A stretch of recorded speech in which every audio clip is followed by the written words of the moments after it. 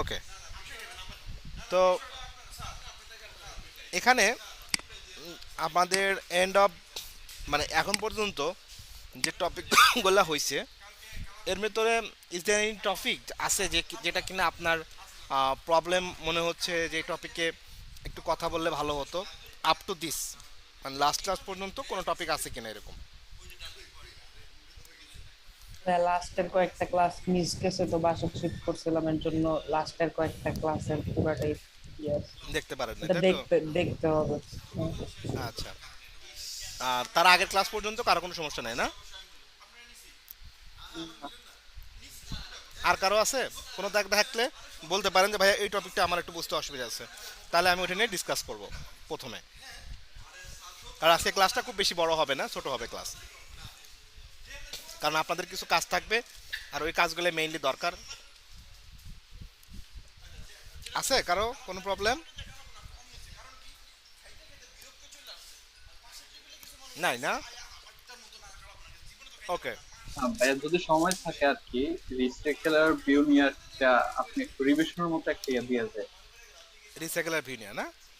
হ্যাঁ, ওটা ওকে। তো বুঝছি, কিন্তু আপনি তার একটু ইজিলি আর কি বলে দিলে আর কি সুবিধা হতো আর কি। যেহেতু এটা আমাদের নাকি বেশি ইউজ করা হয়। হ্যাঁ ওইটা মোটামুটি বড় প্রজেক্ট করতে গেলে এটা লাগবেই। চলেন তাহলে রিসাইকেলার ভিডিও নিয়ে আমি একটা আলাপ করছি, ওকে? ওইটা শেষে করেন তাহলে আর কি, এটা আগে শেষ করেন যদি সময় থাকে আর কি। না না সমস্যা নাই, আজকে ক্লাসে এমনি টপিক ছোট, ঠিক আছে আমার আধা ঘন্টা 3 ঘন্টা লাগবে তো, সমস্যা নেই।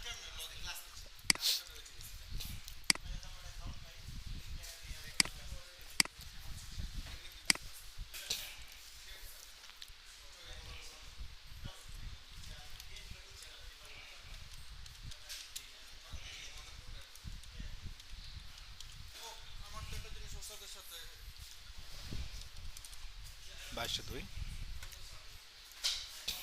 ওকে। তো রিসাইকেলার ভিউ আমরা কেন ইউজ করি এটা কি জানি?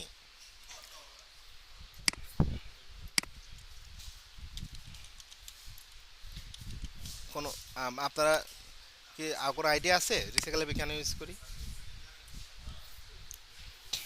অনেকগুলো ডাটা দেখানোর জন্য। হুম বলা যায়, কিন্তু অ্যাকচুয়ালি নাম্বার ওয়ান হচ্ছে রিসাইকেলের ভিউ করার আগে আমাদের একটুখানি লিস্ট ভিউ সম্পর্কে আইডিয়া রাখতে হবে, ঠিক আছে?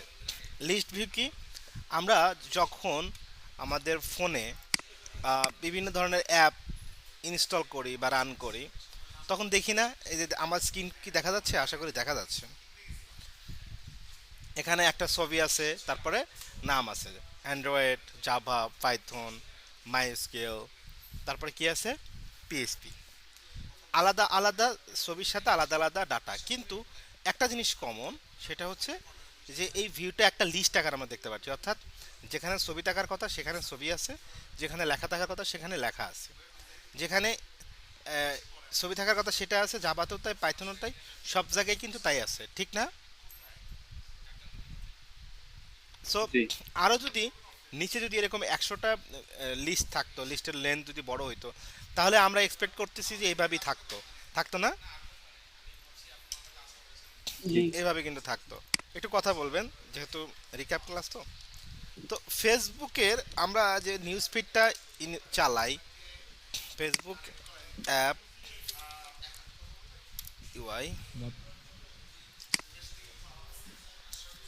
আমরা যদি দেখেন যে এই যে ইউআইটা থাকে বা চ্যাটিং, চ্যাটিং না অ্যাকচুয়ালি নিউজ ফিডের কথা যদি আমি বলি, একেবারে কিন্তু এইখানে একটা ছবি থাকবে, তারপরে নাম থাকবে, কোন টাইমে এটা পোস্ট করেছে, যদি সাথে কোনো স্ট্যাটাস থাকে সেটা, নিচে ইমেজ বা ভিডিও এরকম থাকে।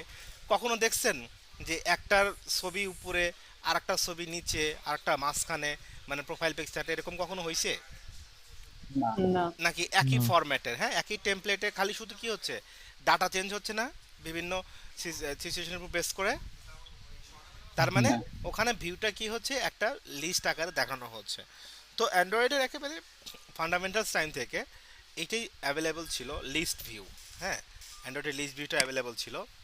সো এই লিস্ট ভিউটাতে প্রবলেম ছিল হচ্ছে কিছু মেমোরি কনজাম্পশন বেড়ে যেত। মেমোরি কনজাম্পশন কেন বাড়তো?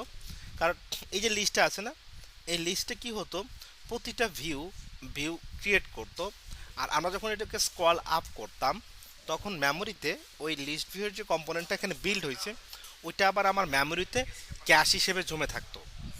তো এখানে প্রবলেমটা হচ্ছে যে চিন্তা করেন যে হয়তো আমার এই জায়গাটা হয়তো 5 কেবি বা 10 কেবি ম্যাক্সিমাম স্পেস খাবে।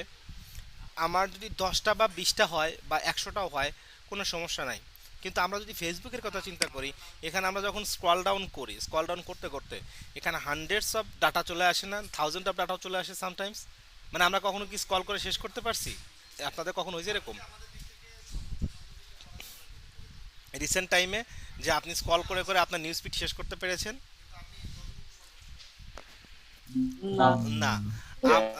যারা মোটামুটি 10, 11, 12 সালের দিকে ফেসবুক চালাইছেন, আমরা যখন চালাইতাম শুরু করছি তখন তখন আমরা শেষ করতে পারতাম। ঠিক আছে, তখন নিউজ ফিডে আমি অনেকবারই শেষ করেছি, কারণ স্ক্রল করে করে একেবারে শেষ পর্যায়ে যেতে পারতাম, অনেকবারই হয়েছে এরকম। কিন্তু এখন লিটারেলি এটা পসিবল না। ঠিক আছে, তো এখন চিন্তা করেন যে আপনি হয়তো খুব ভালো মুডে আছেন বা খুব ডিপ্রেশনে আছেন, আপনার খুব স্ক্রল করতে ভালো লাগতেছে। যখন খুব স্ক্রল করতে ভালো লাগছে তখন কি হবে, আপনি স্ক্রল করছেন, আর ডাটাগুলো কি হচ্ছে, আপনার একটা করে ভিউ ক্রিয়েট হচ্ছে, আপনার মেমোরিতে ক্যাশ জমে যাচ্ছে, ঢুকতেছে মেমোরিতে ক্যাশ জমে যাচ্ছে। তো এইভাবে একটা যদি 1 ঘন্টা 2 ঘন্টা চলেন, তাহলে বলেন তো আপনার যদি একটা মোটামুটি 1 জিবির র্যামের মোবাইল থাকে, আপনার একটা ক্র্যাশ করার পসিবিলিটি বেড়ে গেল না? জি। জি ভাইয়া। ওকে, তো এখানটাতেই এখানটাতেই আসলে এখান থেকে মুক্তি দেওয়ার জন্য রিসাইকেলার ভিউটার আমদানি। রিসাইকেলার ভিউ করে কি, যে ও প্রতিটা ভিউ ক্রিয়েট করবে না, হ্যাঁ, ও কি করবে, এই যে এখানে ভিউটা দেখতেছেন, এখানে ও উপরে দু একটা ভিউকে ক্যাশে রাখবে আর নিচের দু একটা ভিউকে ক্রিয়েট করবে। ধরেন 1 2 3 4 5, ও স্ক্রিনের ডাইমেনশন অনুসারে স্ক্রিনে কয়টা ডাটা রাখা যায় তার উপর বেস করে ও ভিউ ক্রিয়েট করবে। ধরে নেন এখানে ভিউ দেখা যাচ্ছে কয়টা, 1 2 3 4 5, পাঁচটা। 5টা ভিউ পাঁচটা। অ্যাট এ টাইমে আমরা দেখতে পাচ্ছি। এই 5টা ভিউয়ের উপরে ও হয়তো 7টা বা 8টা ভিউ ক্রিয়েট করবে টোটাল। ঠিক আছে, যে এই এর যে আমার ফোনের ডাইমেনশন কত, এর হাইট কত, আমার প্রতিটা ভিউ কতটা জায়গা লাগছে, তো এর উপরে দু একটা ক্যাশে রাখবে আর নিচে কি করবে, এই কয়টা ভিউ ক্রিয়েট করে নেবে। 8টা ভিউ ক্রিয়েট করে নেওয়ার পর ও আর নতুন কোনো ভিউ ক্রিয়েট করবে না। কি করবে, এই ভিউগুলো কি ও রোটেশনে, হ্যাঁ, রিসাইক্লিং করতে থাকবে। যেরকম আমরা বলি না যে বোতল রিসাইকেল, তার মানে কি, একটা প্লাস্টিকের বোতলকে আমরা যদি রিসাইকেলিংয়ে দিই, সেটাকে ভেঙে চুরে আবার নতুন বোতল বানানো হয়, ঠিক না? রিসাইক্লিং বলতে আমরা তাই বুঝি। জি। জি। ওকে, এখানেও ঠিক তাই করা হয়। এই ভিউটাকে কি করা হয়, বারবার এটা উপরে উঠে গেল, এটা আবার নিচে চলে আসবে, আবার এইভাবে চলতে থাকবে, মানে একটা সার্কেলের মতো, একটা লুপের মতো চলতে থাকবে। এতে করে নতুন ভিউ ক্রিয়েট হবে না এবং ক্যাশেও মেমোরি জমার সম্ভাবনা নাই, কারণ ওই ভিউটা আমার আর কোথাও জমা থাকতেছে না, ওটাতে আমার ডাটা আবার নতুন ডাটা আসতেছে। তো এই যে আমার লিস্ট ভিউ থেকে রিসাইকেলার ভিউ যে আমদানিটা হলো, এটা মোটামুটি আমার মনে পড়ে 14 সালের দিকে, 14 বা 15, মানে আমি তখন নতুন নতুন কাজ শিখতেছি, তখন রিসাইকেল লাইভের আমদানি হয়েছে। আগে লাইভ ইউজ করে করা লাগতো, তো এখনও লাইভ ইউজ করে করতে হয় না। তো এখানেই হচ্ছে লিস্ট ভিউ আর রিসাইকেলার ভিউয়ের পার্থক্য, এবং রিসাইকেলার ভিউটা কেন আসলো আমরা হয়তো বুঝতে পেরেছি। যদিও আমরা যদি ভিজিবিলিটি দেখতে চাই, তাহলে রিসাইকেলার ভিউ আর লিস্ট ভিউয়ের ভিতরে বাহির থেকে আপনি আসলে বুঝতে পারবেন না যে কোনটা রিসাইকেলার ভিউ আর কোনটা লিস্ট ভিউ, কারণ দুইটা দেখতে একই আউটসাইড থেকে, মানে অ্যাপের ইউআই থেকে। আর অ্যাকচুয়ালি সেটা হচ্ছে ইমপ্লিমেন্টেশনের পার্থক্য। আর রিসাইকেলের ভিউর এটা একটুখানি মানে কঠিন কঠিন ইন টার্মস অফ লিস্ট ভিউটা একটু সহজ ছিল। কিন্তু এখন আপনারা হয়তো, যেমন আপনাদের লিস্ট ভিউ আমি পড়াচ্ছি না, ইভেন আমি গত 5 বছরেও লিস্ট ভিউ একবারও ইউজ করছি কিনা, বা দু একবার হয়তো ছেলেপেলেদের দেখাইছি এরকমই, কিন্তু অ্যাকচুয়ালি মানে রিয়েল প্রজেক্টে কখনোই লিস্ট ভিউ ইউজ করা হয় না, কারণ এটা মেমোরিকে অপটিমাইজ করে না।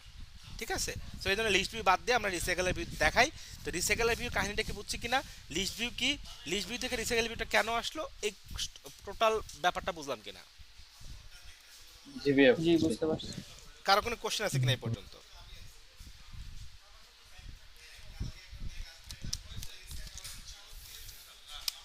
আসবে আসবে আসবে, ইরিবাম ফোন দিছিল। ওকে, কারো কোনো কোশ্চেন আছে এখানে? নাই না? ওকে, গ্রেট। তাহলে যদি গল্পটা হয়ে থাকে, এখন আমি একটা আপনাদের কনসেপ্ট বুঝাই, কারণ কোড তো আপনারা করছেন অনেকবার, তাই না? জি ভাইয়া। রিসাইকেল ভিউ তাহলে কি করে, ধরে নেন একটা আমার কাছে লিস্ট আছে, ঠিক আছে, নাম দিলাম হচ্ছে ডাটা লিস্ট। এখানে কি কি আছে, এখানে এই ডাটা লিস্টে আছে হচ্ছে নেম আর হচ্ছে এইজ, এরকম একটা ডাটা আছে হচ্ছে 50টা ডাটার আমার একটা লিস্ট আছে। ওকে, তো এই ডাটাটা আমি ইউআইতে দেখাইবো। তো ইউআইতে দেখানোর জন্য আমি ধরেন ডিজাইনটা করবো এইভাবে,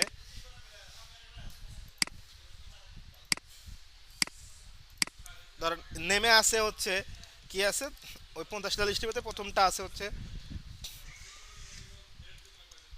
মাসুম, নিজের নামই ভুল করতেছি, মাসুম মেহেদি। ধরেন এজ দিলাম হচ্ছে 32। এরকম একটা ভিউতে আমরা এই 50টা ডাটা দেখতে চাই। হয়তো এরপরে আসবে হচ্ছে আব্দুর রহিম, বয়স 12, আব্দুল করিম বয়স 13। সো এরকম একটা ভিউকে আমরা দেখতে চাইতেছি বারবার। আমাদের উদ্দেশ্য তো এটাই নাকি? জি ভাইয়া। এটা উদ্দেশ্য।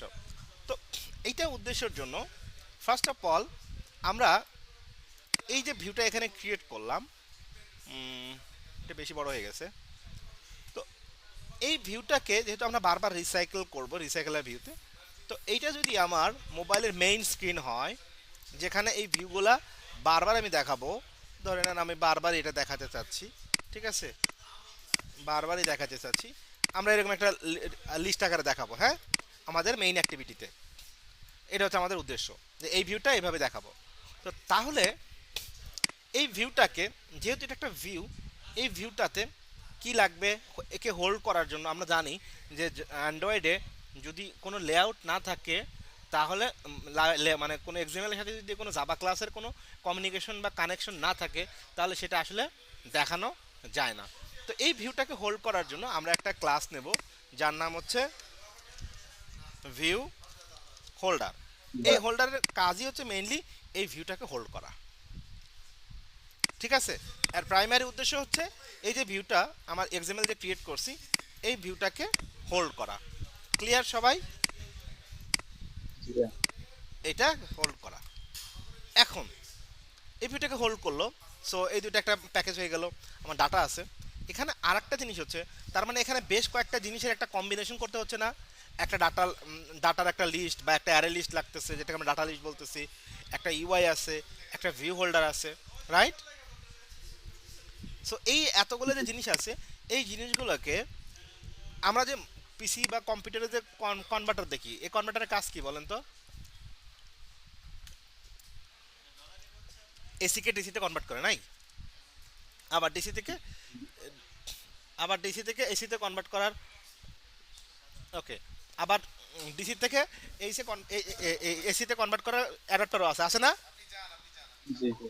ওকে, তার মানে অ্যাকচুয়ালি অ্যাডাপ্টারের কাজ হচ্ছে একটা পাওয়ার থেকে আরেকটা পাওয়ারে কনভার্ট করা, রাইট? জি ওকে, তো এখানেও ঠিক তাই।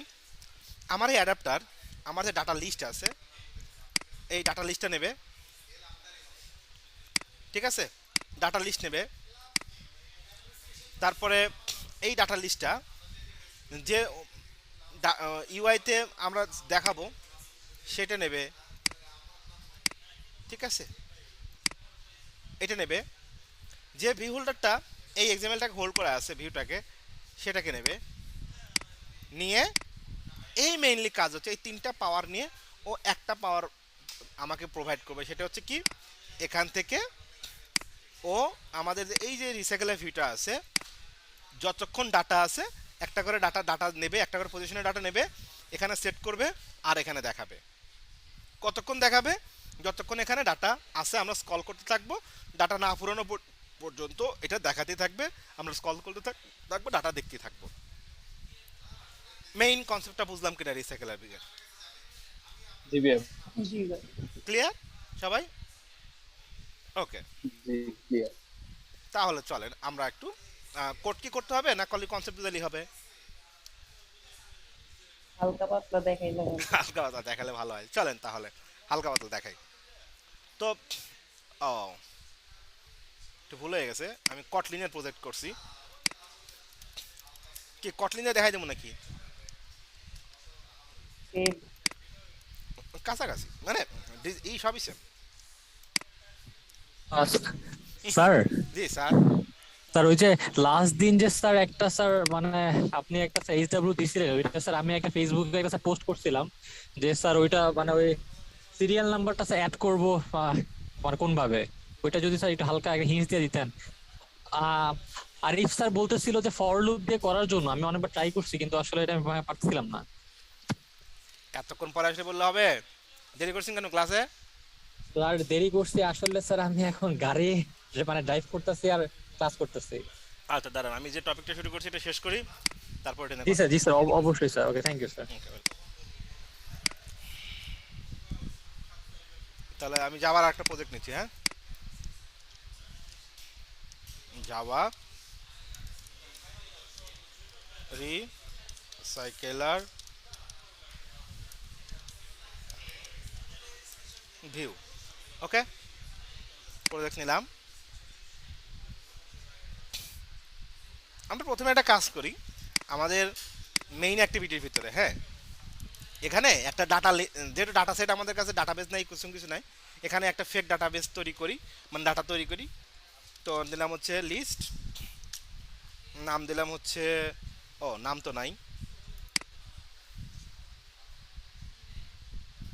আমরা একটা জাভা ক্লাস নেই, নাম দিলাম ইউজার,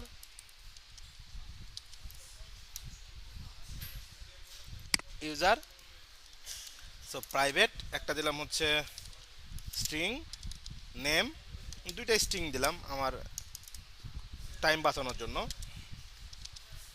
এজ। কোথাও না বুঝলে আমাকে বলবেন।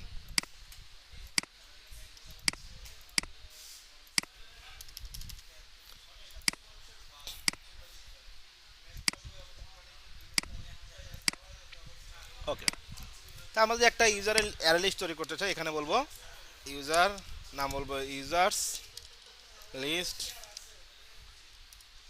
New array list. এখন আমরা যদি এই অ্যারে লিস্টে ডাটা ইনসার্ট করতে চাই, কীভাবে করব? User list dot add new user Masum S32। Okay, তারপরে দিলাম হচ্ছে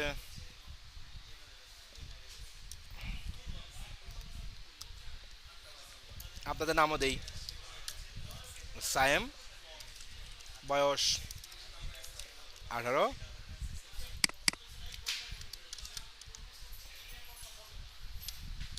মাসফি, তারপরে দিলাম হচ্ছে 21, হাসিব, বয়স 20, তারপরে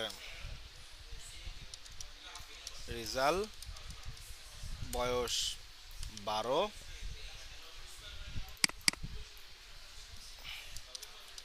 তাহমিদ, বয়স 14।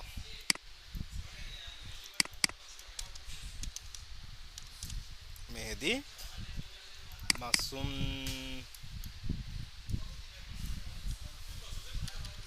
এটা একটা দেই, আব্দুল কারিম, বয়স 20। সো আমাদের এই অনুসারে আমরা আমাদের ডাটা লিস্টটা রেডি করে ফেললাম, রাইট? এই বিষয়ে কার কোনো সমস্যা আছে? না। নাই। এরপর এরপর বেস করে আমাদের একটা ইউআই তৈরি করতে হবে, যে এই ডাটাগুলো আমরা কীভাবে শো করব। তার জন্য আমরা লেআউটে যাব, লেআউটে যে একটা রিসোর্স নেব, যার নাম দেবো হচ্ছে আইটেম ইউজার। ওকে, আইটেম ইউজার, এইটাকে আমরা একটু কার্টভিতে কনভার্ট করে দিই। কার্টভি নট নেসেসারি, তাও দিলাম একটু সৌন্দর্যের জন্য আর কি। র্যাপ কন্টেন্ট, এর ভিতরে একটা লিনিয়ার লেআউট নেব, ট্রান্সপ্যারেন্ট র্যাপ কন্টেন্ট।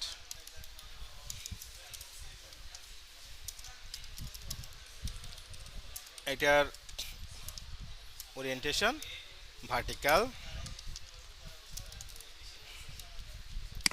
এটা একটা মার্জিন দিয়ে দিই আমি, মার্জিন 60 ডিপি। ওকে, এর একটা ব্যাকগ্রাউন্ড দিয়ে দেই টিল 200। এর ভিতরে দুটো টেক্সট ভিউ নেব, right? Text view, transparent app content, text name, text appearance, title medium, title large দিলাম। আমরা এর একটা প্যাডিং দিয়ে দিই 8 ডিপি। এখানে একটা আইডি দিলাম, আমরা আইডির নাম দিলাম ইউজার নেম। ওকে, টেক্সট কালার হোয়াইট। ব্যাস, এটাকে আর একবার কপি করলাম, এখানে বলে দিলাম ইউজার এজ, এখানে বলে দিলাম 32, কালার দিলাম হচ্ছে ব্ল্যাক। সো আমাদের ভিউটা হয়ে গেল। এখন তাহলে আমরা আমাদের সেকেন্ড কাজটা করে ফেললাম, রাইট? এখন থার্ড কাজ কোনটা? ওই ভিউটাকে হোল্ডারের সাথে ফাইন করা, রাইট? জি ওকে, তাহলে এখানে আমরা একটা ক্লাস নেব যার নাম হচ্ছে জাভা ক্লাস। একে বলবো হচ্ছে ইউজার ভিউ হোল্ডার। না না, এই যে এটা মশলা, আরে এমনি খান 1700 না, এতগুলো এটা আনছি।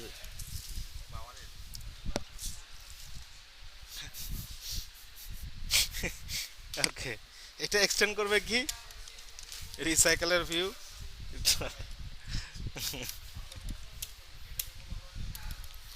এখানে আমরা দুইটা জিনিস ফাইন করব, কি কি বলেন তো? দুটোই আসলে টেক্সট ভিউ, তাই না? টেক্সট ভিউ, একটা হচ্ছে ইউজার নেম, কোথাও নেম ইউজার নেম দিলাম বোঝার জন্য, আর একটা হচ্ছে ইউজার এজ। ওকে, এই দুটাকে আমরা ফাইন করব কোথা থেকে? ইউজার এজ, ও ইউজার এজ, ইউজার এজ আগে দিলাম, ঠিক আছে। Item view dot find view ID R dot ID dot user age.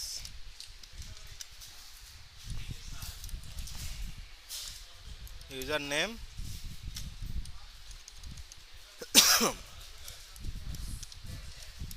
এ পর্যন্ত কারো বুঝতে কোনো অসুবিধা আছে কিনা? কোথাও থাকলে জাস্ট মনের সুখে বলে ফেলেন।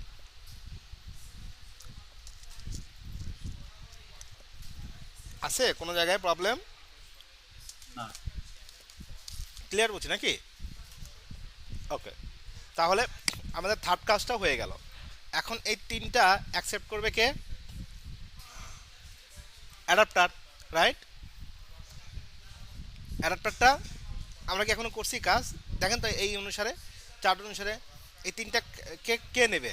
এই তিনটা পাওয়ার, যেমন পাওয়ার চিন্তা করি, অ্যাডাপ্টার নেবে। অ্যাডাপ্টারটা কোথায় এটাকে পুশ করবে? আমার যেটা ডিসপ্লে যে অপশনটা আছে সেখানে, রাইট? জি ওকে, তাহলে আমি আরেকটা ক্লাস নিচ্ছি যার নাম দিচ্ছি ইউজার অ্যাডাপ্টার। অ্যাডাপ্টার কি করবে? এক্সটেন্ড করবে কি একটা ক্লাস যার নাম হচ্ছে divine class recycler view dot adapter. এখন অ্যাডাপ্টারে দেখেন একটা কথা জিনিস বলা আছে এই অ্যাডাপ্টারকে একটা জেনেরিক টাইপের মানে ক্লাসের একটা জেনেরিক টাইপ আছে, যেটা টাইপ হচ্ছে কি ভিএইচ, তার মানে কি ভিউ হোল্ডার। তো এখন বলেন তো আমাদের এখানে ভিউ হোল্ডার টাইপের কোনো ক্লাস কি আমরা ইউজ করেছি, তৈরি করেছি?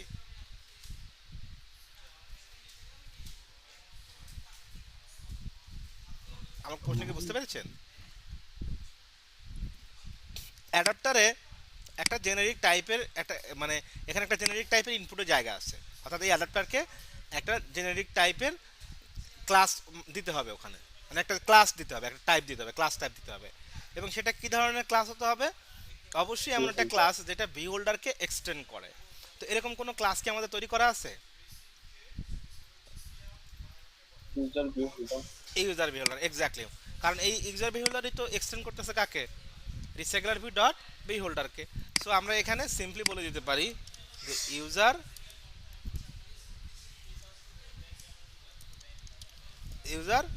View holder. কি বুঝতে পারলাম? ওকে, এখন এই ক্লাসটা একটু অ্যাবস্ট্রাক্ট ক্লাস, তো কিছু মেথড আছে যেগুলোকে ইমপ্লিমেন্ট করতে হবে, তিনটা মেথড, আমি তিনটা মেথডকে ইমপ্লিমেন্ট করলাম। প্রথম মেথডটা অন ক্রিয়েট ভিউ হোল্ডার, এর কাজ হচ্ছে এই প্রতিটা ভিউ এখানে ক্রিয়েট করা, হ্যাঁ। আর ওয়ান বাইন্ড ভিউ হোল্ডারের কাজ হচ্ছে ওখানে ডাটাগুলোকে বাইন্ড করা, মানে ডাটাগুলোকে সেট করা। এ হচ্ছে মেইনলি ভিউ ক্রিয়েট করবে, ওয়ান বাইন্ড হচ্ছে ভিউতে ডাটা সেট করবে। আর ভিউ আইটেম, যে আইটেম কাউন্ট যেটা আছে গেট আইটেম কাউন্ট, এ হচ্ছে ওই যে লুপের সেকেন্ড কন্ডিশনটার মতো, যে এইটা কতক্ষণ চলতে থাকবে। ওকে, লিমিট আর কি। তো এখন এখানে দুটা জিনিস লাগবে, একটা হচ্ছে কনটেক্সট, অর্থাৎ এই আমি এই অ্যাডাপ্টারটা কোথা থেকে ইউজ করছি সেটা আমার লাগবে। সো কনটেক্সট আর একটা লাগবে কি, একে কি দিতে হবে বলেন তো? অ্যাকর্ডিং টু আমাকে ডাটা লিস্টে দিতে হবে না, অ্যাডাপ্টারকে ডাটা লিস্টে দিতে হবে, ভিটাও নেবে, ভি হোল্ডারও নেবে। সো ভি হোল্ডার তো প্রথমেই আমি জেনারিক টাইপ হিসেবে দিয়ে দিছি, রাইট? সো ভি হোল্ডার দেওয়া হয়ে গেছে, এখন আমরা নেব হচ্ছে ডাটা লিস্ট। সো আমরা এখানে বললাম যে লিস্ট টাইপ অফ ইউজার, এখানে বললাম ইউজার লিস্ট। এখন এই পাশে ডাটাগুলো আসবে কিভাবে? ওকে ফাইন, আমরা জাস্ট এখানে একটা কনস্ট্রাক্টর বানিয়ে দেবো, যে কনস্ট্রাক্টরে বলে দেবো যে যখন তুমি এই ইউজার অ্যাডাপ্টারকে ক্রিয়েট করবা অবশ্যই দুটো প্যারামিটার পাস করবা, একটা হচ্ছে কনটেক্সট আর একটা হচ্ছে ইউজার লিস্ট। ও নিয়ে এসে কি করবে, আমাকে এখানে সেভ করে দেবে। এখন পরবর্তী প্রশ্নটা হচ্ছে এই যে method one create view holder, এই মেথডের রিটার্ন টাইপ কি বলেন তো? User view holder. User view holder, that means এটা একটা নন ভয়েড মেথড। আর নন ভয়েড মেথড মানে আমরা জানি কি, নন ভয়েড মেথড মানে ওখান থেকে যে ধরনের ক্লাসের টাইপ হবে, মেথডের টাইপ হবে, সেই ধরনের ভ্যালুকেই সেখান থেকে রিটার্ন করতে হবে, রাইট? তাহলে এখান থেকে আমাদের রিটার্ন করতে হবে কাকে? ইউজার ভিউ হোল্ডার নামে একটা ক্লাসের অবজেক্টকে। সো ইউজার ভিউ হোল্ডার তো আমাদের কাছে আসি, সো আমরা চলেন একটু ওই ক্লাসের অবজেক্ট ক্রিয়েট করতে যাই। আমরা বললাম ইউজার ভিউ হোল্ডার, নাম দিলাম user view holder, new user view holder, হয়ে গেল অবজেক্ট ক্রিয়েট, রাইট? নাকি একটা ভুল আছে? কি ভুল বলেন তো?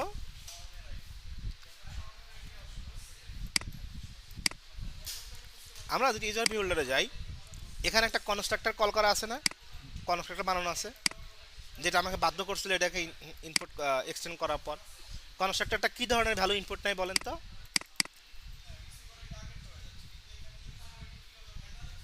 যদি কোনো ক্লাসের একটা কনস্ট্রাক্টর থাকে, তাহলে সেই ক্লাসের অবজেক্ট ক্রিয়েট করতে গেলে আমাদের অবশ্যই সেই কনস্ট্রাক্টর পাস করতে হয় না? মনে আছে নাকি এটা ভুলে গেছেন সবাই? এটা তো সিম্পল কথা। এটাও কি ইউজার ভিউ হোল্ডারই হবে? না, জাস্ট আমি যেটা বললাম যে আমরা এই ক্লাসে একটা কনস্ট্রাক্টর আছে, সেই কনস্ট্রাক্টরের কত নাম্বার লাইন থেকে শুরু হয়েছে বলেন তো? যে 14। 14 থেকে। তার মানে আমি যখন ইউজার বিহোল্ডারের একটা অবজেক্ট ক্রিয়েট করতে চাই, আমাকে একটা ভ্যালু পাস করতে হবে, সেই ভ্যালুটার টাইপ কি বলেন তো?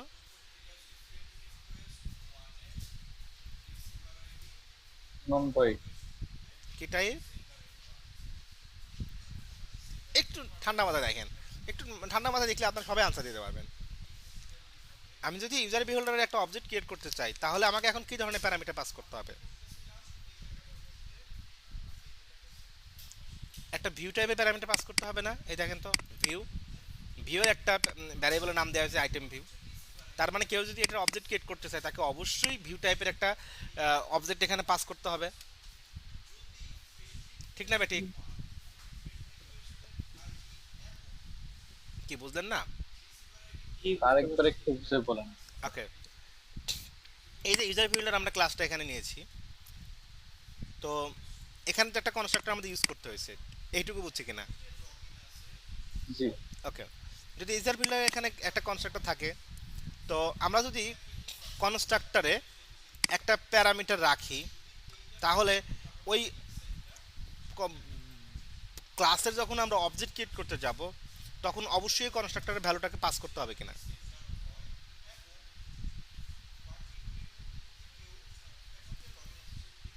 চলেন আমি একটা ডেমো ক্লাস নেই, ডেমো। হ্যাঁ, আমি যদি এখানে একটা কনস্ট্রাক্টরকে তৈরি করি, পাবলিক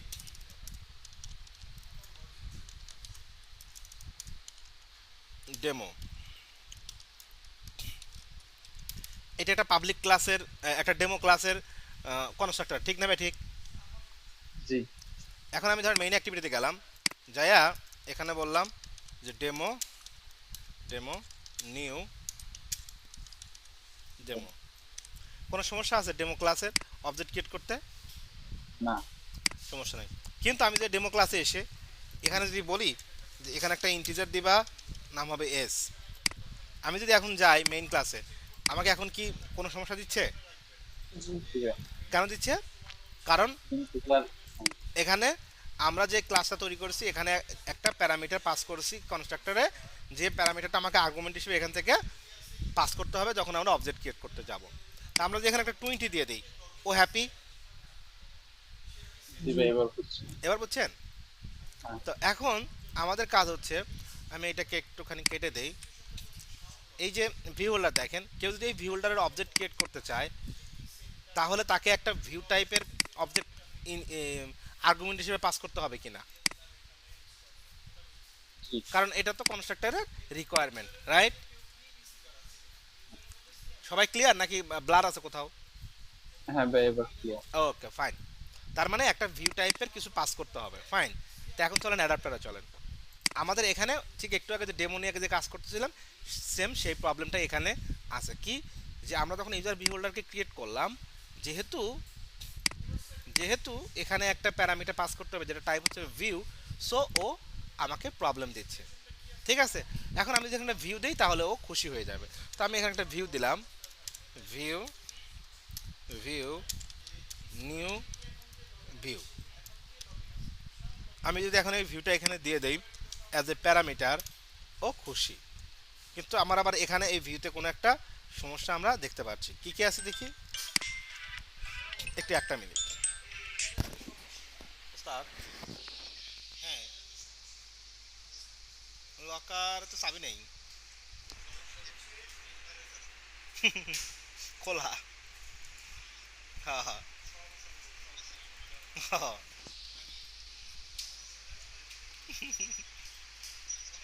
হ্যাঁ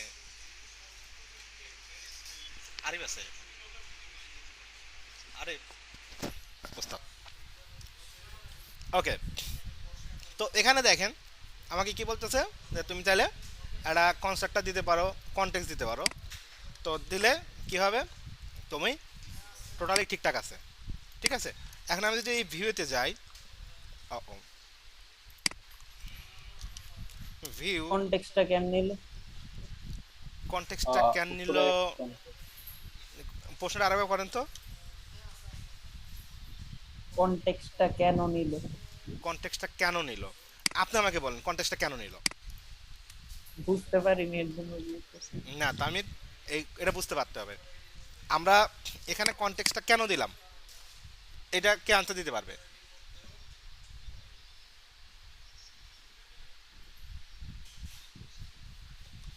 উপরে ইয়া না, ডট কনটেক্সট উপরে তো আমরা যেখান থেকে এই অ্যাডাপ্টারটাকে ইউজ করব সেখান থেকে কনটেক্সটার ডাটা লিস্টটা নিয়ে আসবো, নিয়ে এসে তো আমরা এখানে স্টোর করব। উপরে নিচে কোনো সমস্যা নাই, ঠিক আছে। সমস্যা হচ্ছে এখানে সেই কন্টেক্সট কেন দিলাম। কনটেক্সট অনুযায়ী কি তাহলে ভিউ আসবে একই না ভাই মেইন level? অ্যাক্টিভিটিতে আর কি আমরা এটাকে তখন অ্যাড করবো আর না রে বাবা, ওইদিকে যাওয়ারই দরকার নাই। এইটা যেটা করছি আমি কোডটা জাস্ট বোঝানোর জন্য কোডটা করছি। অ্যাকচুয়ালি এই কোড এভাবে হবে না। এখানে কি হচ্ছে, আমি কনটেক্সটটা কেন দিলাম, মানে আমি টেকনিক্যাল অ্যাসপেক্টটা জিজ্ঞেস করতেছি, আমাদের কনসেপ্টের অ্যাসপেক্ট থেকে না। যে এখানে যে নিউ ভিউ কনটেক্সটটা কেন দিলাম, কনটেক্সটটা কেন দিলাম, যদি এই কোশ্চেনে আনসার দিতে না পারেন তাহলে তো এটা খুব কষ্টজনক। আমরা এখানে ভিউ কেন দিলাম, বিকজ আমরা যখন ইউজার বিহোল্ডারের অবজেক্ট ক্রিয়েট করতে যাচ্ছিলাম, ওর একটা প্যারামিটার আর্গুমেন্ট হিসেবে পাস করা লাগতেছিল আমাদের, যেটা অবজেক্ট অফ ভিউ। আমরা ঠিক আবার যখন ভিউর অবজেক্ট ক্রিয়েট করতে গেলাম, তখন ভিউয়ের যখন এখানে কনটেক্সট দেই নাই, তখন আমাকে এরর দিচ্ছিল। কারণ কি, এই ভিউ ক্লাসের আবার একটা এখানে আর্গুমেন্ট পাস করতে হবে, যেটার নাম হচ্ছে কনটেক্সট। দ্যাটস আমরা কনটেক্সট দিছি। তো এভাবে বলাটা দরকার ছিল না, যে এই যে প্রশ্ন হলো যে কনটেক্সট কেন দিলাম, তাই এই আসপেক্ট থেকে কি কনটেক্সট কেন দিলাম এখন কি ক্লিয়ার? এটা ক্লিয়ার, কিন্তু এটা কাজটা কি আমি কাজটা পরে আসতেছে। এইটা ক্লিয়ার কিনা কাজটা আমি দেখাবো। এটা ওকে, এইটাই দেখানোর জন্য যে এখানে যে ইউজার বিহোল্ডারে যে একটা প্যারামিটার পাস করলাম ভিউ, সেই ভিউর অবজেক্ট ক্রিয়েট করতে যাওয়ার আমাদের আবার আরেকটা প্যারামিটার পাস করতে হতো, হইতে পারতো এটা আমরা সেম লাইনেও করতে পারতাম। কিভাবে, এই যে নিউ, আমরা এখানে বলে দিতাম যে নিউ ভিউ, এর মধ্যে কনটেক্সট, তার মানে বিহোল্ডারের একটা অবজেক্ট লাগবে যেটা এ রিটার্ন করবে, আবার এর একটা অবজেক্ট আর্গুমেন্ট লাগবে যেটা উপর থেকে কনটেক্সট আমরা এখানে পাস করব। ঠিক আছে, এভাবে কিন্তু ইনলাইনও করা পসিবল ছিল। ক্লিয়ার? ওকে, যখন কনস্ট্রাক্টর পাস করতে হবে তখন আমাদের হাতে কিছু নাই যে ওটা কেন পাস করতে হবে। Okay fine. তো এখানে অ্যাকচুয়ালি এই যে ভিউটা আমরা এখানে দেখতে পাচ্ছি, সো এই ভিউটা যদিও একটা জাভা ক্লাস, কিন্তু এখানে আমাদের এই ভিউটাতে যদি আমরা খেয়াল করে দেখেন, আমরা যখন এখানে আগে এটা বন্ধ করি, আমরা যখন এখান থেকে ভিউ পাস করতেছি, এই ভিউটা যাচ্ছে কোথায়, বিহোল্ডারে। আর এই বিহোল্ডারের আমরা যে এখানে যে লোকাল যে আমরা আর্গুমেন্টটার নাম দিচ্ছি তার নাম কি, আইটেম ভিউ। এবং এই আইটেম ভিউ ডট কিন্তু আমরা ফাইন ভিউ আইডি দিয়েছি, অর্থাৎ আমরা এটা মানি আর না মানি এই আইটেম ভিউর ভিতরেই এই এজ নেম এগুলা আছে, রাইট? তাছাড়া ডট দিলে তো আমরা পাওয়ার সম্ভাবনা নাই, ঠিক কিনা? জি তো অ্যাকচুয়ালি আমাদের এখানে যে কাজটা করতে হবে অ্যাডাপ্টারে, এই ভিউটার ভিতরে আমাদের এই যে আমাদের জাভা এক্সএমএল এর যে একটা আমরা লেআউট ক্রিয়েট করছি না, দুইটা টেক্সট ভিউ সহ, এই টেক্সট ভিউটা নিয়ে আমরা জাভা অবজেক্টে কনভার্ট করব। একেবারে সিম্পল যদি বলি, যদিও 100% কথাটা টেকনিক্যালি ট্রু না। তো আমরা এখানে কি করব, এই ভিউটাকে আমরা জাভার ভিউতে কনভার্ট করব, অর্থাৎ এক্সএমএল কে জাভাতে কনভার্ট করব। ঠিক আছে, কনভার্ট কথাটা আসলে ঠিক না, এখানে হচ্ছে মেইন কথাটা হচ্ছে যে আমরা ইনফ্লেট করব জাভাতে একটা এক্সএমএল ভিউকে কি করব, ইনফ্লেট করব। মনে থাকবো সবার? জি ওকে, সো এই ইনফ্লেটের জন্য জাভার একটা বা অ্যান্ড্রয়েডের একটা স্পেশাল সিনট্যাক্সটা আছে, সেটা কি, লেআউট ইনফ্লেটার ডট, এর একটা স্ট্যাটিক মেথড আছে ফ্রম, অর্থাৎ এটা যে তুমি ইনফ্লেট করবা কোথা থেকে করবা, তো আমরা তো যেখান থেকে ইউজ করবো তার প্লেসটা তো আমরা নিয়ে নিছি, কনটেক্সটটা নিয়ে নিছি। সো আমরা এখানে বলে দিলাম যে এই যে কনটেক্সট, যেখান থেকে কনটেক্সট আসে সেখান থেকে ইনফ্লেট করব। এটুকু ক্লিয়ার ফ্রম পর্যন্ত? জি ভাইয়া। নেক্সট, এখন ওকে প্লেস বলার পরে এখন আমি রিয়েল সিনারিওতে গেলাম, সেটা হচ্ছে ইনফ্লেট করো। কি ইনফ্লেট করো, একটা লেআউটকে। So R dot layout dot item user comma, এটা কোন টাইপে কনভার্ট করব, কোন সাইজে। সো এটা হচ্ছে সম্ভবত প্যারেন্ট দেয়া আছে, হ্যাঁ প্যারেন্ট। আর এটা কি আমরা রুটে অ্যাটাচ করে দেব না ডাইনামিক্যালি হবে? অবশ্যই এটা ডাইনামিক, কারণ এটা তো আমি জানি না কোনটা কোন সময় বি হবে, এটা একটা ফ্লোটিং অবস্থায় থাকবে। সো এটা always it will be false, কারণ এটা অ্যাটাচ টু রুট ট্রু কখনো ইউজ করা হয় না। এখন একটু আমি বলি, আপনারা বলেন এই জায়গায় কোন জায়গাতে সমস্যা হলো। না, ইনফ্লেট করবে কিসে, R dot layout dot item user, যে এক্সাম্পলটা ছিল সেটা। ওকে, এটা কোন টাইপে কনভার্ট করবে, ও একটা প্যারেন্টে কনভার্ট করবে, সেই জন্য সেকেন্ড প্যারামিটার এই যে ভিউ গ্রুপ প্যারেন্ট দিয়েছে, আর ভিউ গ্রুপের অপর নাম হচ্ছে লেআউট। ওকে ওকে, আর ফাইনাল হচ্ছে যে এটা কি রুটে অ্যাটাচ হবে কি হবে না, এটা হেডেক না নিলেও চলবে। জাস্ট মনে রাখবেন যে আমরা ডাইনামিক্যালি করতেছি, ডাইনামিক্যালি করার জন্য এটা এভাবে আমাদেরকে ফলসই দিতে হবে, আর এটা অলওয়েজ ফলসই হয়। ট্রু নিয়ে আমি এখনও কোনো কাজ দেখি নাই রিয়েল ওয়ার্ল্ডে না, এমনি কোনো ডকুমেন্টেশনও কাজ দেখি না যে কেউ একজন করছে। তো আমার এই পুরোটা যেটা আমাকে রিটার্ন করবে সেটা হচ্ছে একটা ভিউ, যেটা আমার এই ভিউ অবজেক্টের ভিতরে থাকবে। এই ভিউ অবজেক্টটা আবার আমি ভিউ হোল্ডারে পাস করে দিলাম, আমরা এখানে পেয়ে গেছি, অ্যান্ড পেয়ে যাওয়ার পর সেটাকে ফাইন ভিউ আইডি করে আমরা লোকালি রেখে দিয়েছি। এই পর্যন্ত কারো কোনো বুঝতে অসুবিধা হলো কিনা? না ভাই, ওকে, তাহলে এখানে এই যে ইউজার ভি হোল্ডার, এটা সবাইকে আনসার থেকে আমি এক্সপেক্ট করবো সবাই আনসারটা দেবেন। এই যে ইউজার ভি হোল্ডারটা আছে, ইউজার ভি হোল্ডারটা যেটা রিটার্ন এক্সপেক্ট করছে কি ইউজার ভি হোল্ডারের একটা অবজেক্ট। তো এখন বলেন তো আমাদের এখান থেকে কোন অবজেক্টটা রিটার্ন করা উচিত, বা কোন লাইনের থেকে ভ্যালুটা পিক করে রিটার্ন করা উচিত? ভিউ। কোনটা? ভিউ? ভালো করে বলেন। User view holder. এই যে এক্স্যাক্টলি, ভিউ তো হচ্ছে আমরা ইউজার বিহোল্ডারের প্যারামিটার হিসেবে পাস করছি, এখন ভিউও আছে কার ভিতরে, ইউজার বিহোল্ডারের ভিতরে। এখন আমরা এখান থেকে রিটার্ন করবো ইউজার বিহোল্ডারের যে অবজেক্টটা ক্রিয়েট করছেন সেটা। ক্লিয়ার? জি।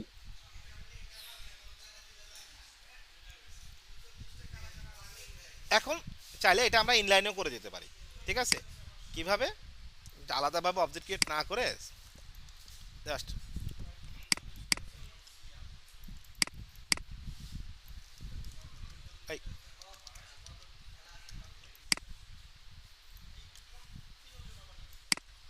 আমরা এটাকে ইগনোর করতে পারি এভাবে,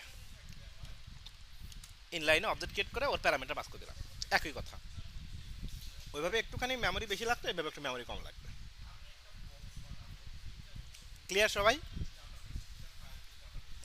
জি। জি।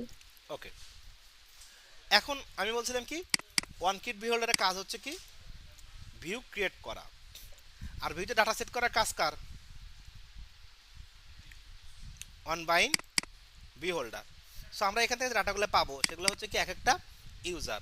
সো আমরা এখানে কি লিখবো? ইউজার লিস্ট ডট অ্যাড না সরি গেট পজিশন। আমাকে এখান থেকে রিটার্ন দেবে কি? আমাকে রিটার্ন দেবে একটা ইউজার। সো আমরা এটা একটা সিঙ্গেল ইউজার অবজেক্টে কনভার্ট করে নেব, ইউজার ইউজার। ওকে, কারো বুঝতে কি কোথাও অসুবিধা হলো কিনা? এই লাইনটা আরেক করে দিতে হবে।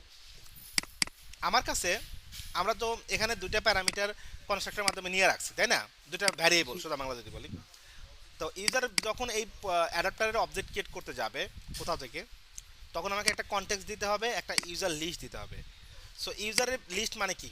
একটা ইউজার টাইপের ক্লাস আছে, তার একটা অ্যারে লিস্ট আমাকে প্রোভাইড করতে হবে। দ্যাট মিনস এখানে একজন 5 জন আর 10 জন 20 জন যাই থাকুক, একটা ডাটা লিস্ট আমার কাছে আছে না?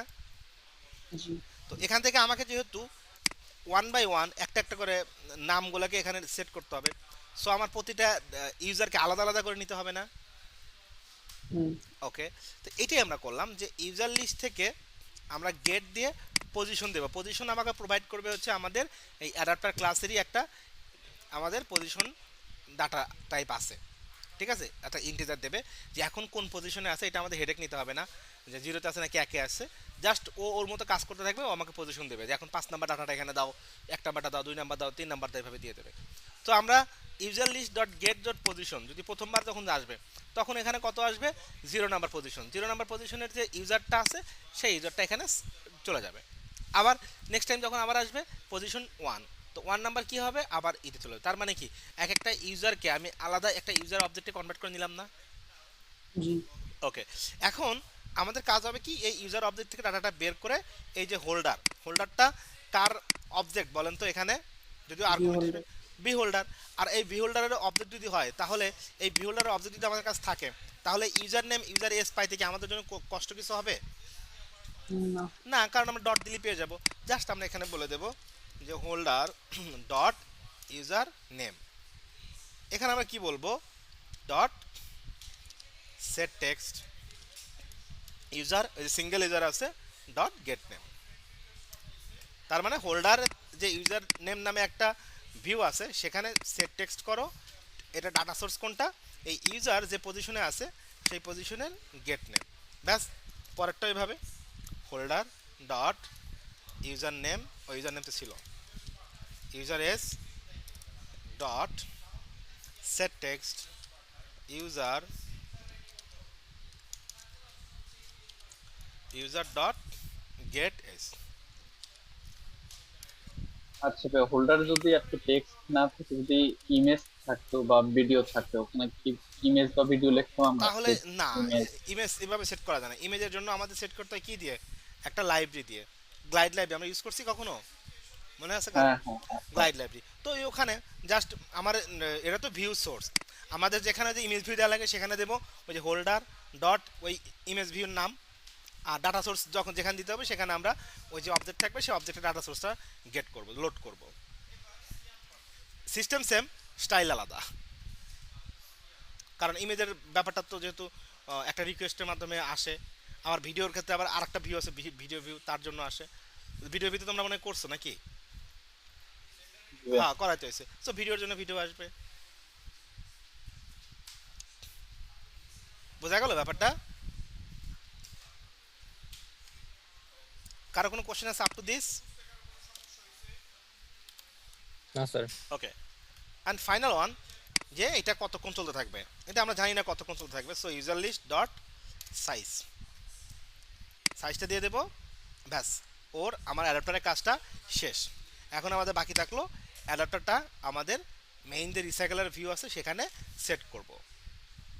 সো আমরা একটু নামাজের ব্রেক দিই, হ্যাঁ, নামাজ কালাম পড়ে আসি সবাই, যারা পড়তে যাবেন নামাজ পড়ে আসেন, আমি পড়ে আসি। ওকে, আশা করি স্ক্রিন দেখা যাচ্ছে, রাইট? জি দেখা যাচ্ছে।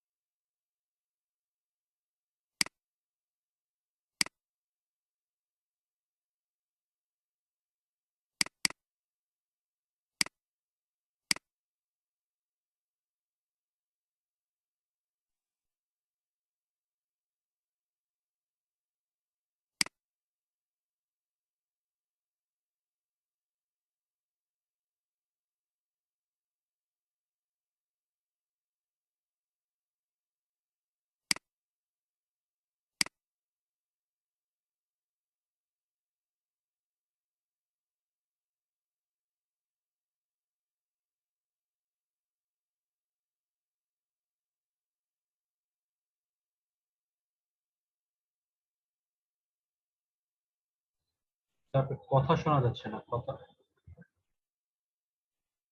স্যার ভয়েস শুনতেছি না।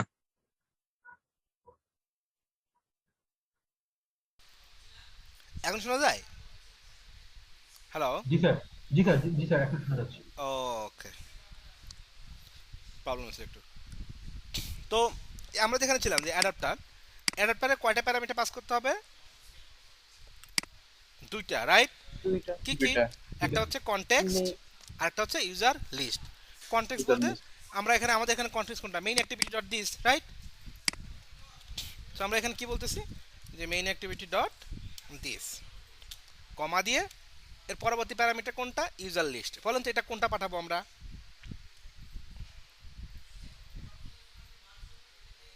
এখানে নেক্সট ইউজার ক্লাস। এই যে ইউজার লিস্ট, এটা না আমরা যেটা তৈরি করলাম, সব তো স্টোর হয়েছে ইউজার লিস্টের ভিতরে নাকি? সো জি। আমরা এখানে বললাম ইউজার লিস্ট। হয়ে গেল আমাদের অ্যাডাপ্টার রেডি। এখন জাস্ট আমরা এটা আমাদের রিসাইকেলের ভিউ আছে, সেখানে সেট অ্যাডাপ্টার একটা মেথড আছে, তার ভিতরে আমরা অ্যাডাপ্টারের অবজেক্টটা দিয়ে দেবো। জাস্ট সেট হয়ে গেল কাজ। আমরা প্রজেক্টটা রান করি, দেখি কোনো এরর টেরর খাই কিনা।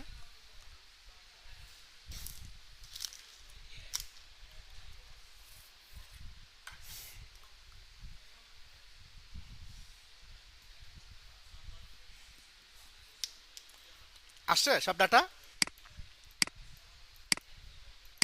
দেখেন তো। জি আসছে।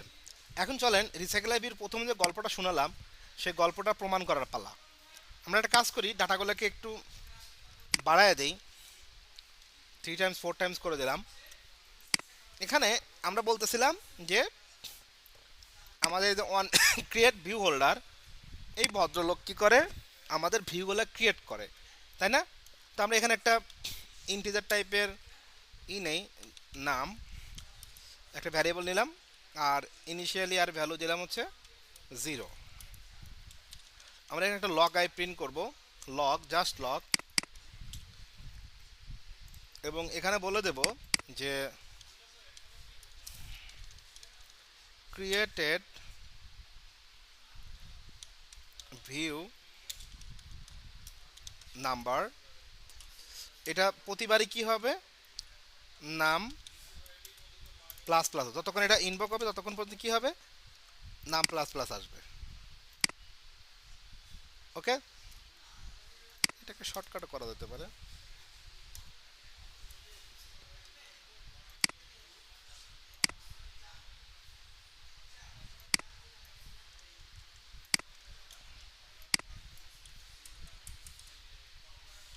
ওকে, তাহলে খেয়াল করে দেখেন, আমরা একটা কাজ করি, হ্যাঁ।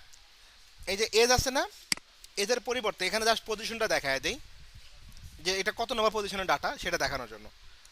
যদিও এটা ম্যাচ করবে না, জাস্ট এখানে এমনি বলে দিতেছি যে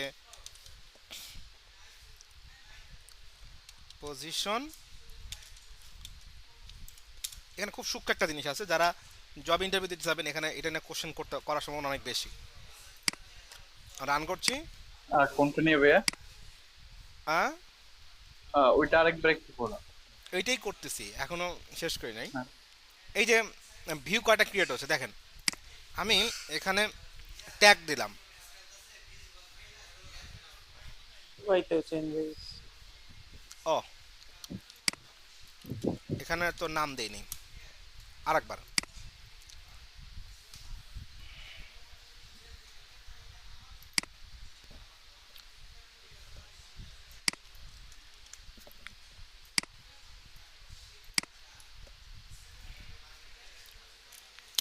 সিঙ্গেল লাইনে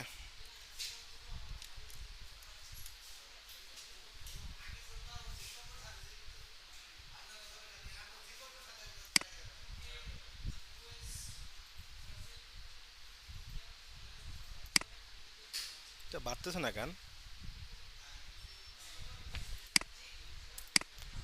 দাঁড়ান,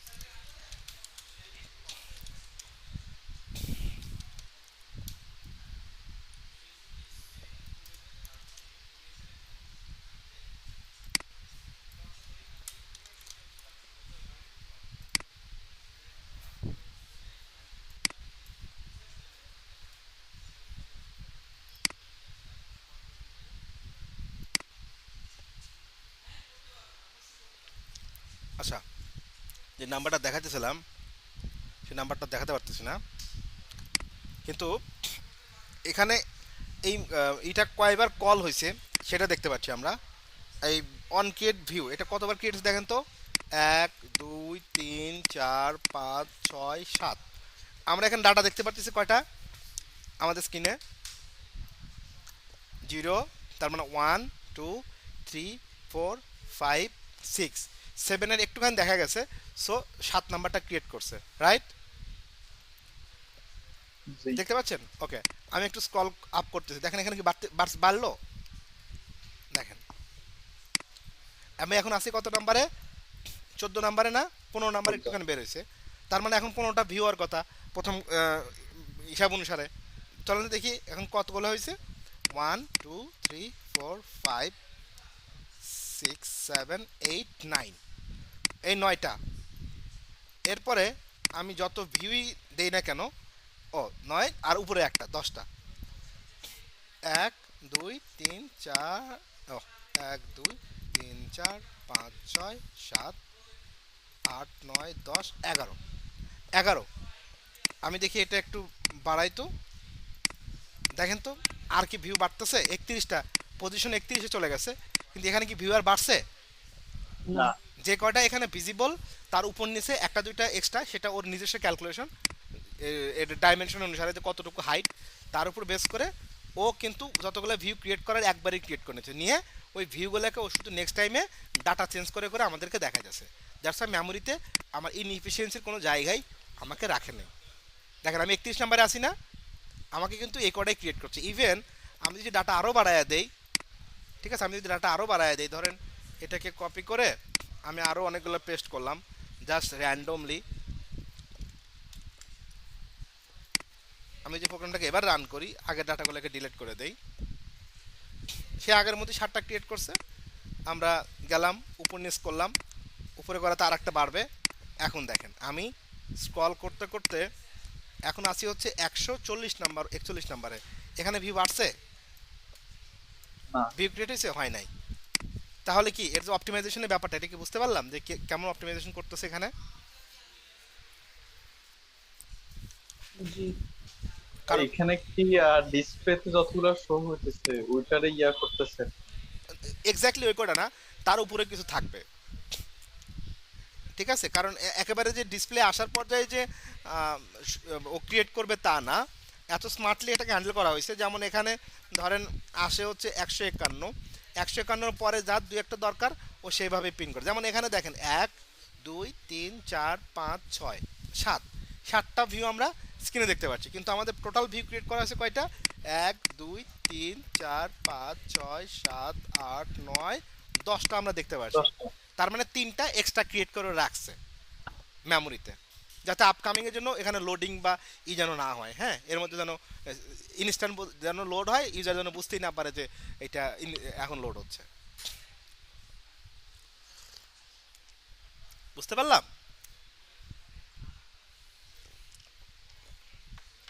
কার কোনো কোশ্চেন আছে?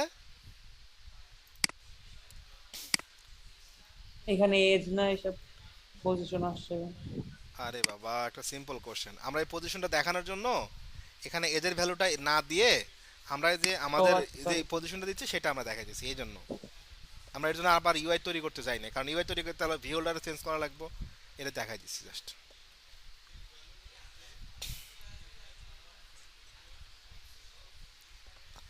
আর কার কোনো কোশ্চেন আছে এ পর্যন্ত? একটা ক্লাস আবার নতুন করে হয়ে গেল না? এবার কি আগের থেকে একটু সহজ মনে হচ্ছে, বা কোনো কনফিউশন কি দূর হয়েছে? হ্যাঁ জিবে।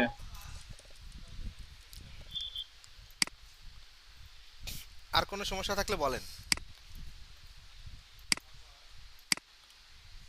ওকে, যদি না থাকে তাহলে আমি আর একটুখানি ক্লাস নেব, নিয়ে আপনাদের কিছু কাজ দিয়ে দেব। তো আমাদের ক্রিয়েটিং অ্যাকাউন্ট অ্যামাজনে হুয়াই কীভাবে করবেন সেটা আমি একটু পরে কথা বলছি। তার আগে একটা অ্যাপের অ্যাসেট কিভাবে তৈরি করতে হয় এটা আমাদের দরকার। ধরেন এই অ্যাপটাই আমরা পাবলিশ করব। হ্যাঁ, যদি পাবলিশ করতে চাই এর জন্য একটা আইকন দরকার আমাদের। আইকন ধরে নেন, একটা আইকন আমি এখানে কোথা থেকে পাবো, হ্যাঁ। সো আমি যাবো অ্যাপে, রাইট বাটন ক্লিক করবো, রাইট থেকে নিউ, নিউ থেকে অ্যান্ড্রয়েড ইমেজ অ্যাসেট। আমি ইমেজ অ্যাসেটে যাওয়ার পর একটু দাঁড়ান, ইয়াপ, আমরা একটা ইমেজ নেব, যে ইমেজটা হবে হচ্ছে ওয়েবপিতে সেভ করা। তো আমি একটুখানি ফটোশপ অন করছি।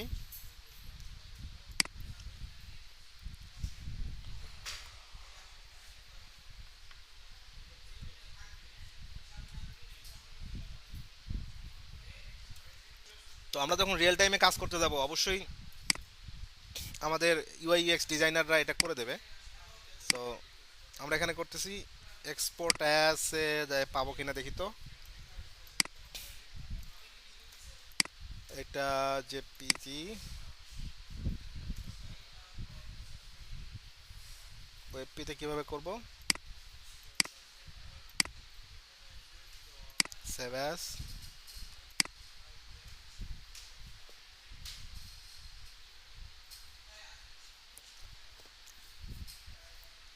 ওয়েবপি কি স্পেশাল কিছু এইচটিএমএল এর জন্য নাকি? ইলাস্ট্রেটর, হ্যাঁ, ফটোশপ হবে না। এখান থেকে হবে না, না? না, আউচ। আচ্ছা, ওয়েবপি ছাড়াও সম্ভব, জাস্ট আমি একটা প্রবলেম হবে সেটা আমি দেখাই দেবো জাস্ট। তো আমরা এখান থেকে যাব ইমেজ অ্যাসেট, এখান থেকে আমরা যদি খেয়াল করি ইমেজের এখান থেকে আমরা আমাদের ইমেজের যে রুটটা আছে সেটাতে যাব। আমাদের ইমেজের নাম যেন কি ছিল, ব্যাকগ্রাউন্ড টু এটা ছিল নাকি আল্লাহ জানে।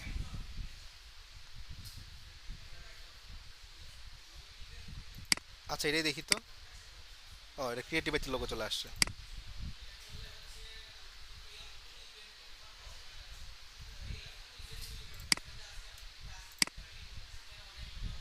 দাঁড়ান আরেকবার দেখে আসি। আমাদের ইমেজের একটা নাম দিই আমরা, অ্যাপ আইকন।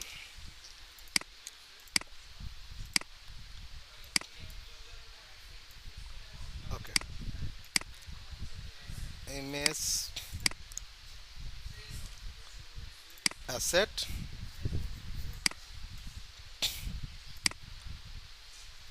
অ্যাপ আইকন, এই যে পেয়ে গেছি। এটা হয়ে গেল আমাদের অ্যাপ আইকন। ওকে, এখানে আমরা এটাকে রিসাইজ করতে পারবো চাইলে পছন্দ মতো, যে কতটুকু নেব না নেব। তো একটু বড় সড়ো রাখাই ভালো। যে আমাদের এখানে 400% হয়ে গেছে। এখানে এটাকে ট্রিম করব কি করব না সেরকমই থাকতে পারে। ট্রিম নন ট্রিম তো বুঝতেইছেন যে ট্রিম করলে সাইডটা কেটে যাবে, না হলে কেটে যাবে না। তো এখানে গুগল প্লে স্টোরের জন্য একটা আইকন আছে, রাউন্ড আইকন আছে, লেগেসি আইকন আছে, যে অ্যান্ড্রয়েডের যে ভার্সনগুলো বিভিন্ন ভার্সনের জন্য আইকনগুলো দরকার সেগুলো আছে। জাস্ট এটাই আপনারা রাখবেন। যদি কখনো ইমেজের কোনো সমস্যা থাকে, ট্রান্সপারেন্ট যদি আপনাদের ব্যাকগ্রাউন্ড দরকার হয়, তখন ব্যাকগ্রাউন্ড লেয়ারে যায়, এখানে আরেকটা ইমেজ দিতে পারবেন, অথবা চাইলে কালারও দিতে পারবেন। ওকে, তো এরপর এখানে দেখবেন অ্যাডাপটিভ এবং লেগেসি এই দুইটাই যেন থাকে। থাকার পর নেক্সটের পর আমার কতগুলো আইকন ক্রিয়েট করবে দেখেন। এই যে লাল যেগুলো দেখতেছেন এগুলো সব আমার আইকন ক্রিয়েট করবে। তো আমি যদি এখন অ্যাপটাকে জাস্ট ফিনিশ দিয়ে দিই, মিট ম্যাপের ভিতরে যদি আসার পরে দেখবেন একই নামে দুটো ভ্যারিয়েশন আছে। একটা হচ্ছে আইসিএল আনসার পিএনজি, কারণ আমার ইমেজটা ছিল পিএনজি। আমি যদি এই যে এটাকে ওপেন করি, কই গেল,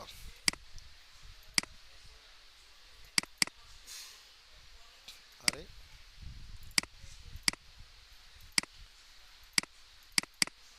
দেখেন তো কতগুলো ডাইমেনশনের ইমেজ আসছে, একই ইমেজ, এইচডিপিআই, এনডিপিআই, ঠিক আছে, বিভিন্ন ধরনের আইকন ক্রিয়েট হয়েছে। এটা ফোনের ডাইমেনশন অনুসারে চলে আসবে। তারপরে এখানে দেখেন আমরা যদি দেখি বিভিন্ন কোয়ালিটির ইমেজ ক্রিয়েট হয়ে গেছে জাস্ট একটা থেকে। রাউন্ড ফোনে এটা যদি ছোট বড় থাকে তাহলে এভাবে দেখা যাবে, ঠিক আছে। এবং একই সাথে আরেকটা মজার বিষয় হচ্ছে আমাদের প্লে স্টোরের জন্য একটা আইকন ক্রিয়েট হয়ে গেছে। আমরা এটা কোথায় পাবো, আমরা যাচ্ছি জাস্ট অ্যাপ থেকে ওপেন ইন এক্সপ্লোরার। আমি যদি আমার প্রজেক্টের রুটটাকে দেখি, আমি যদি অ্যাপের ভিতরে ঢুকি, সোর্স মেইন। আপনারা এখানে খেয়াল করছেন কি, এখানে আইসি লঞ্চার প্লে স্টোর নামে একটা ইমেজ আছে, যেটা ওপেন করি আমরা দেখতে পারবো যে একটা বড় ইমেজ আমার এখানে চলে আসছে। এটার এই ইমেজটা ডাইমেনশন হচ্ছে 512 বাই 512। আমরা যখন ক্রিয়েট করেছিলাম তখন এটা চলে আসছে। ঠিক আছে, এভাবে অ্যাপের আইকনটা আমরা দিতে পারি। এখন যদি আমরা এই অ্যাপটাকে আবার রান করি তাহলে দেখতে পারবো যে আমাদের অ্যাপের আইকনটা সুন্দরভাবে চেঞ্জ হয়ে ওই আইকন অনুসারেই অ্যাপ ইনস্টলটা হয়ে গেছে। ওকে, আমি এখন ব্যাক হয়ে গেলাম। দেখেন তো আইকনটা দেখা যায় আমাদের লিস্টে। জি ভাইয়া। ওকে, আমি যখন আইকনে ক্লিক করি আমার অ্যাপটা ওপেন হচ্ছে। ঠিক আছে, এইটা দেখা যাচ্ছে এখানে। ক্লিয়ার সবাই? জি ভাইয়া। এরপরে আরও কিছু অ্যাসেট দরকার হয়, যেমন অ্যাপের স্ক্রিনশট। তো অনেকেই যারা ইউএক্স ডিজাইন আছে তারা ভালো ডিজাইন করে। তো এখন আমরা এই যে এখানে দেখেন একটা টেক্সট স্ক্রিনশট লেখা আছে, আমি যেটা ক্লিক করি সুন্দর একটা স্ক্রিনশট নেওয়া হয়ে গেল। দেখেন স্ক্রিন, আমি এটা সেভ করলে সেভ হয়ে, কোথায় সেভ করবো, আমি ধরেন আমার ডেস্কটপে সেভ দিলাম। ওকে, সুন্দর একটা ডেস্কটপে আমার ইমেজ কিন্তু সেভ হয়ে গেল। কই দেখি,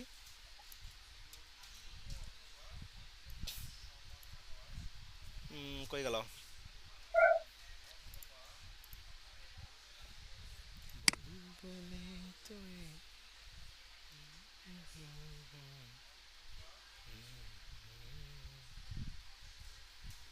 আছে ডেস্কটপে অনেক কিছু আছে তো খুঁজে পাচ্ছি না।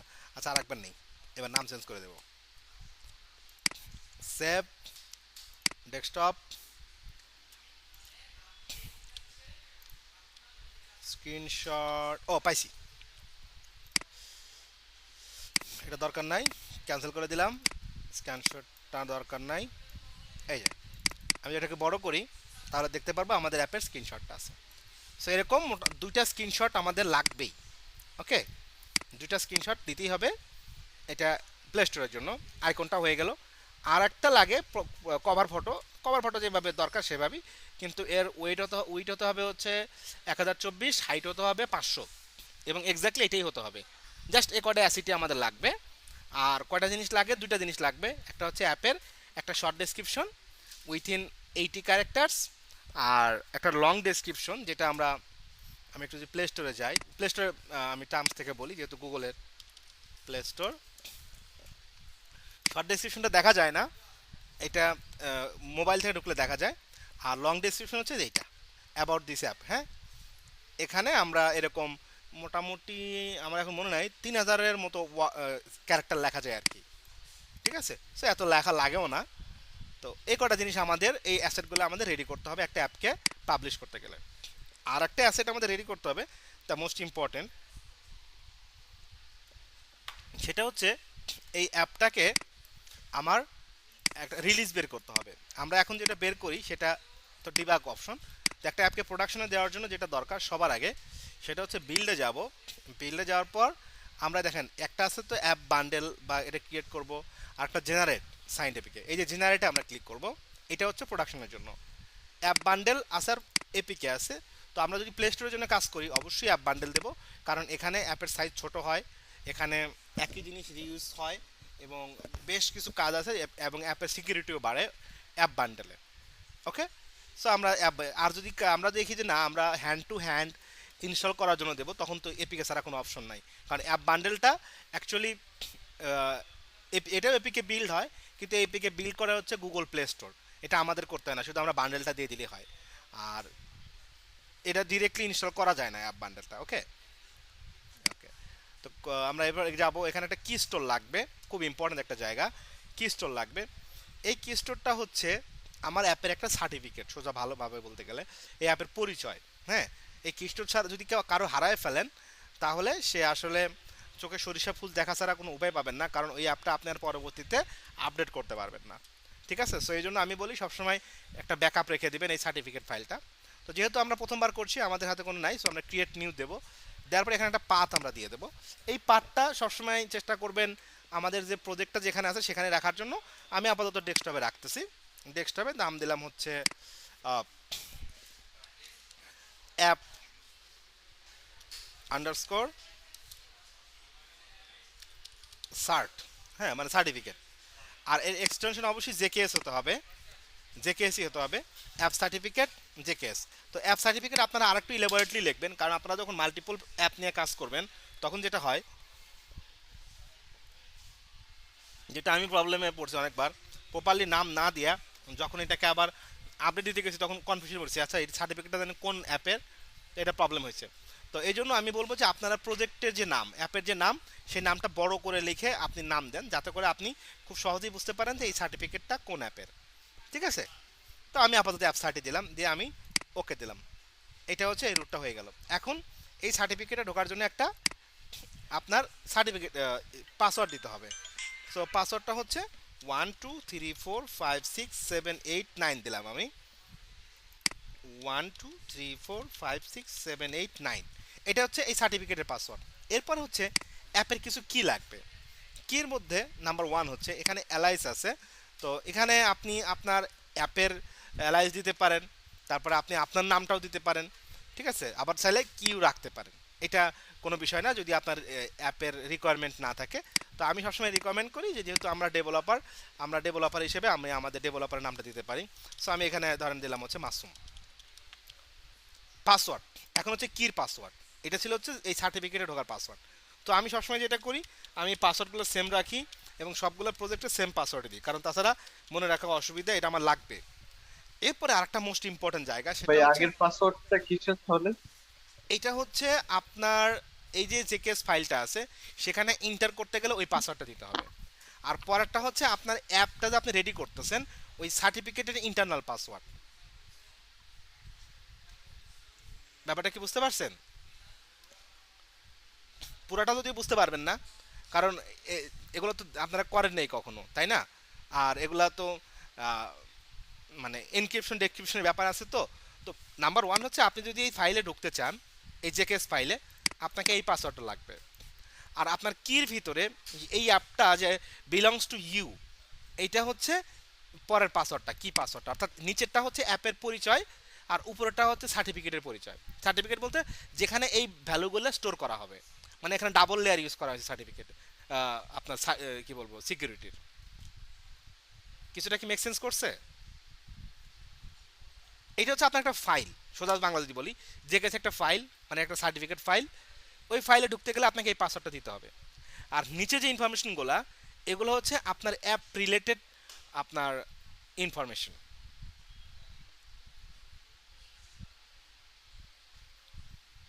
কি বুঝতে পারছেন? Yes or no? নাকি আমার কথা শোনা যাচ্ছে না? পুরোপুরি না আর কি। হ্যাঁ, এইটুকু তো বুঝছেন যে এটা হচ্ছে আমার ফাইল রিলেটেড ইনফরমেশন আর নিচের অ্যাপ রিলেটেড ইনফরমেশন,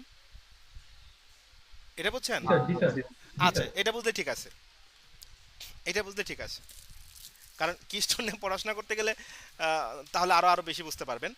তো আমরা প্রথমে এটা দিয়ে দিলাম, এরপর পাসওয়ার্ডটা দিলাম। এখন আমরা যেটা দেখা আসলাম যে ভ্যালিডিটি, এটা খুব ইম্পর্টেন্ট একটা জায়গা। দেখছেন আজকে ক্লাস ভাবছিলাম শর্ট হইব, আজকে আরো লং হয়ে গেছে বেশি। তো এখানে আসলে ভ্যালিডিটি, ভ্যালিডিটিটা হচ্ছে কি, আমার এই অ্যাপটা কত বছর চলবে। নাম্বার, এটা বাই ডিফল্ট 25 বছর থাকে, যে 25 বছর পর্যন্ত এই অ্যাপটা কোনো সমস্যা হবে না, এটা চলতেই থাকবে চলতেই থাকবে চলতেই থাকবে। তো এখন আপনার মনে হতে পারে যে 25 বছর দূর বাঁচবে কি, এটা আমি 24 বছর দিলাম। আপনি যদি 25 বছরের নিচে দেন তাহলে এই অ্যাপটা প্লে স্টোরে পাবলিশ করতে পারবেন না, কারণ ওরা এটাকে মনে করে যে অ্যাপটার বয়স খুবই কম, ছোট বয়স, বাচ্চা বয়স। আপনি বাড়াই দিতে পারবেন, ধরেন আপনি 50 দিতে পারবেন, কিন্তু 25-এর নিচে কখনো দিতে পারবেন না। ঠিক আছে, ওকে। এবার আসেন অ্যাপের সম্পর্কে তথ্য দিলাম, দেওয়ার পরে এবার হচ্ছে অ্যাপের সার্টিফিকেট তৈরি করা পালা। এই সার্টিফিকেট তৈরি করার সময় যদি আপনার অ্যাপ হয়, অবশ্যই ফার্স্ট নেম লাস্ট নেম আপনারটা দিবেন। আমি দিলাম হচ্ছে যেমন মাসুম মেহেদি। অর্গানাইজেশন ইউনিট, আমাদের অর্গানাইজেশন ইউনিট দিলাম ধরেন সিআইটি। অর্গানাইজেশন নাম ক্রিয়েটিভ আইটি ইনস্টি, বানান কি বল, ইনস্টিটিউট। ওকে, আপনি আপনার যে প্রতিষ্ঠানে কাজ করবেন, না হলে আপনি আপনার পছন্দ একটা কিছু দিয়ে দিবেন। এরপর হচ্ছে সিটি, সিটি আপনি যে সিটি নিয়ে কাজ করবেন সেটা অবশ্যই, যদি ক্লায়েন্টের কাজ হয় তাহলে ক্লায়েন্টের সিটিটা দিয়ে দিবেন। ঠিক আছে, তো এখানে একটা প্রবলেমও আছে, আমি প্রবলেমটা বলতেছি। যা সিটি, সিটিতে আমি 1 নম্বরে বলবো কি আমাদের আমাদের সিটি হচ্ছে কি ঢাকা, আমাদের তো স্টেট নাই, সো এটাও দেবো হচ্ছে ঢাকা। কান্ট্রি, এটা হচ্ছে কান্ট্রি কোড, লাইক বিটি, হ্যাঁ, কান্ট্রির একক ইউনিট আর কি। এখানে যে প্রবলেমটা হয় সেটা হচ্ছে, আমি একবার পড়ছিলাম এবং 7-8 দিন গেছিলো আমার একই প্রবলেম সলভ করতে, এটা 16-17 সালের দিকে। সেটা হচ্ছে, আপনি যদি কখনো বাইরের কোনো ক্লায়েন্টের কাজ করতে চান, লাইক নিউ ইয়র্কের একটা ক্লায়েন্টের জন্য কাজ করবেন, তখন তো আপনি এখানে দেবেন ওর ওর লোকালিটি, ওর স্টেট, ওর কান্ট্রি কোড, ঠিক কিনা? তাই তো জি নাকি? এটা দেবেন। কিন্তু প্রবলেমটা হবে হচ্ছে আপনার টাইম জোন। আপনি আপনার টাইম জোন থেকে যদি এটাকে ফিক্স করতে যান, যেমন ধরেন যে নিউ ইয়র্কে ধরেন যে আমরা এখন আছে আমাদের এখন 2 তারিখ, তাই না? নিউ ইয়র্ক বা পৃথিবীর অনেক দেশ আছে না, যে দেশগুলোতে এখন 1 তারিখ, তাই না? জি স্যার। এখনো কিন্তু 1 তারিখ জি স্যার। আছে। তো এখন আমি ধরেন একটা অ্যাপ বিল্ড করলাম 2 তারিখে, বিল করার পর আমি সেই দেশে দিলাম। তো 2 তারিখে অ্যাপ বিল্ড হয়েছে, 1 তারিখে যা ওই টাইম জোনে পাবলিশ হচ্ছে, is it possible time travel ছাড়া? মানে আচ্ছা। অ্যাপটা ফিউচার থেকে আসছে, তাই না? সো এই প্রবলেমটা হয়। ইভেন এই জন্য অ্যান্ড্রয়েড আপনাকে আটকায় দেবে, পাবলিশ করতে দেবে না। তো পাবলিশ যেহেতু করতে দেবে না, তো আমাদের যেটা করতে হবে সেটা হচ্ছে যে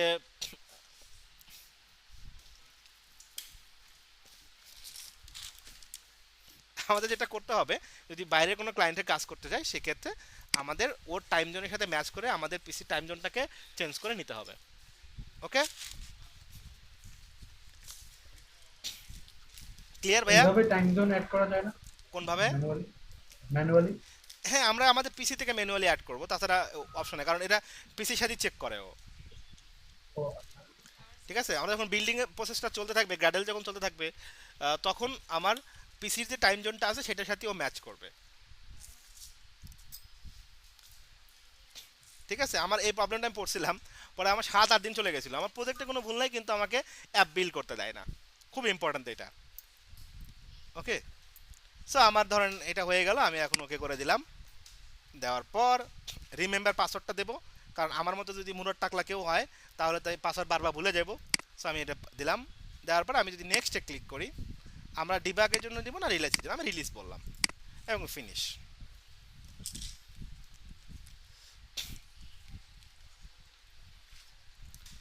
এটা ফিনিশ হলে আমরা দেখতে পারবো আমাদের এপিকেটা বিল্ড হয়ে গেছে। এখন প্রশ্ন হচ্ছে যে যদি এটা তো আমরা প্রথমবার বিল্ড করলাম, what if we need to update hour app, কি করবো তখন? রাইট, প্রবলেম হতে পারে না? যে আমি তাহলে আপডেট করবো কিভাবে? এই দেখেন আমাদের একটা অ্যাপ বিল্ড হয়ে গেছে, যেটা 3.397 MB। এটা হচ্ছে .aap। এপি কেন? কারণ এটা আমার অ্যাপ বান্ডেল দিয়েছি, এপিকে হয় নাই। ওকে, এখন আপনাদের প্রশ্ন আসতে পারে না যে ভাইয়া আমরা অ্যাপটাকে কি বলবো, আপডেট করতে চাই, তখন কি প্রসেসটা? কি process will be the same, just আপনারা গ্র্যাডেলে যাবেন। গ্র্যাডেলে যাওয়ার পর এখানে একটু যদি আমি জুম করি, এখানে দেখতে পাচ্ছেন ভার্সন কোড আর ভার্সন নেম দুইটা অপশন আছে, দেখতে পাচ্ছেন কি আপনারা? জি ভার্সন জি কোড, ভার্সন নেম। ভার্সন কোডটা অলওয়েজ ইনক্রিমেন্টাল ন্যাচারে চলবে, অর্থাৎ যদি আপনার এখন প্রেজেন্ট অ্যাপ যেটা আমরা বিল্ড করলাম একটু আগে, তার ভার্সন কোড ছিল 1, আমরা এটাকে কখনো 0 করতে পারবো না। 1-এর পরে অ্যাটলিস্ট 2 দিতে হবে, ইভেন 1.1ও দেওয়া যাবে না। ঠিক আছে, তো তাহলে কি 1-এর পরে 2ই দিতে হবে? আমি যদি 1-এর পরে 20 দেই, এটা কি কোনো সমস্যা? না, কোনো সমস্যা নয়। আমরা 1-এর পরে 20ও দিতে পারবো, কিন্তু 20 দেওয়ার পর আমরা আবার নেক্সট আপডেটে আর 19 দিতে পারবো না, তখন 20-এর উপরে কোনো একটা ভ্যালু আমাকে দিতে হবে। এটা হচ্ছে ভার্সন কোড। বোঝা গেছে ব্যাপারটা? স্যার আমরা কখন বুঝতে পারবো যে আমাদের অ্যাপটা আপডেট করা লাগবে?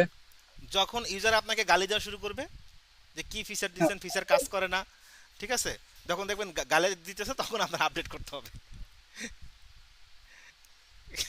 কারণ একটা অ্যাপ বানানোর পর এটা মেনটেন করতে হয়, কারণ আজকে যে ফিচারগুলো দিচ্ছেন, যে ফিচারগুলো দিয়ে আপনি অ্যাপটা তৈরি করছেন, আপনি কি মনে করেন ইউজাররা সবসময় এই ফিচারগুলো নিয়ে মজা পাবে? আপনার নতুন নতুন আইডিয়া আসবে না যে ঠিক আছে এই জায়গাটাতে মনে হয় এই ফিচারটা দিলে আরও বেশি মজা পাবে, ফিচার অ্যাড করতে হবে, কালার চেঞ্জ করবেন, ইউজাররা কিছু রিকোয়েস্ট করবে যে এইটা এটা দেন, আপনি অ্যাড করবেন।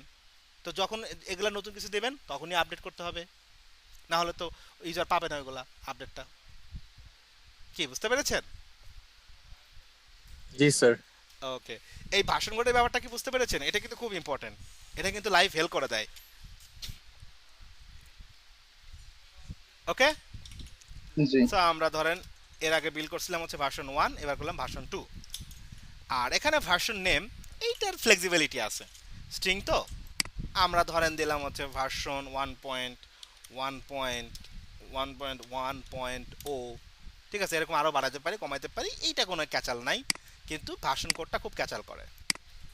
আর এই কোডের উপর বেস করেই অ্যাকচুয়ালি গুগল প্লে স্টোর আপনার অ্যাপটাকে অটোমেটিক্যালি আপডেটেশনে নিয়ে যায়। অর্থাৎ একজন ইউজারের কাছে এখন যদি ভার্সন কোড 1-এর অ্যাপ থাকে, যদি ভার্সন কোড 2 লাইভ হয়ে যায়, তখন কি করে ওর ভিতর থেকে এই অ্যাপটাকে আপডেট করার ও বলে, ওই যে আমরা প্লে স্টোরে দেখি না যখন মোবাইল থেকে ঢুকি আপডেট অ্যাভেলেবল, এটা কিসের উপর বেস করে আপডেট অ্যাভেলেবল বলে? এই জাস্ট ভার্সন কোডের উপর বেস করে, যে আপনার ফোনে যে অ্যাপটা আছে সেটার ভার্সন ছিল 1, আর যে অ্যাপটা এখন পর্যন্ত প্লে স্টোরে আছে সেটা হচ্ছে 2। দ্যাট মিনস আপনি ব্যাকডেটেড বা আউটডেটেড একটা ভার্সন ইউজ করছেন, যার আপডেটেড ভার্সনটা অ্যাভেলেবল, তার উপর বেস করে ওরা এটা বলে যে আপডেট অ্যাভেলেবল। বোঝা গেছে? জি ভাইয়া। কারো কোনো কোশ্চেন আছে আপ টু দিস?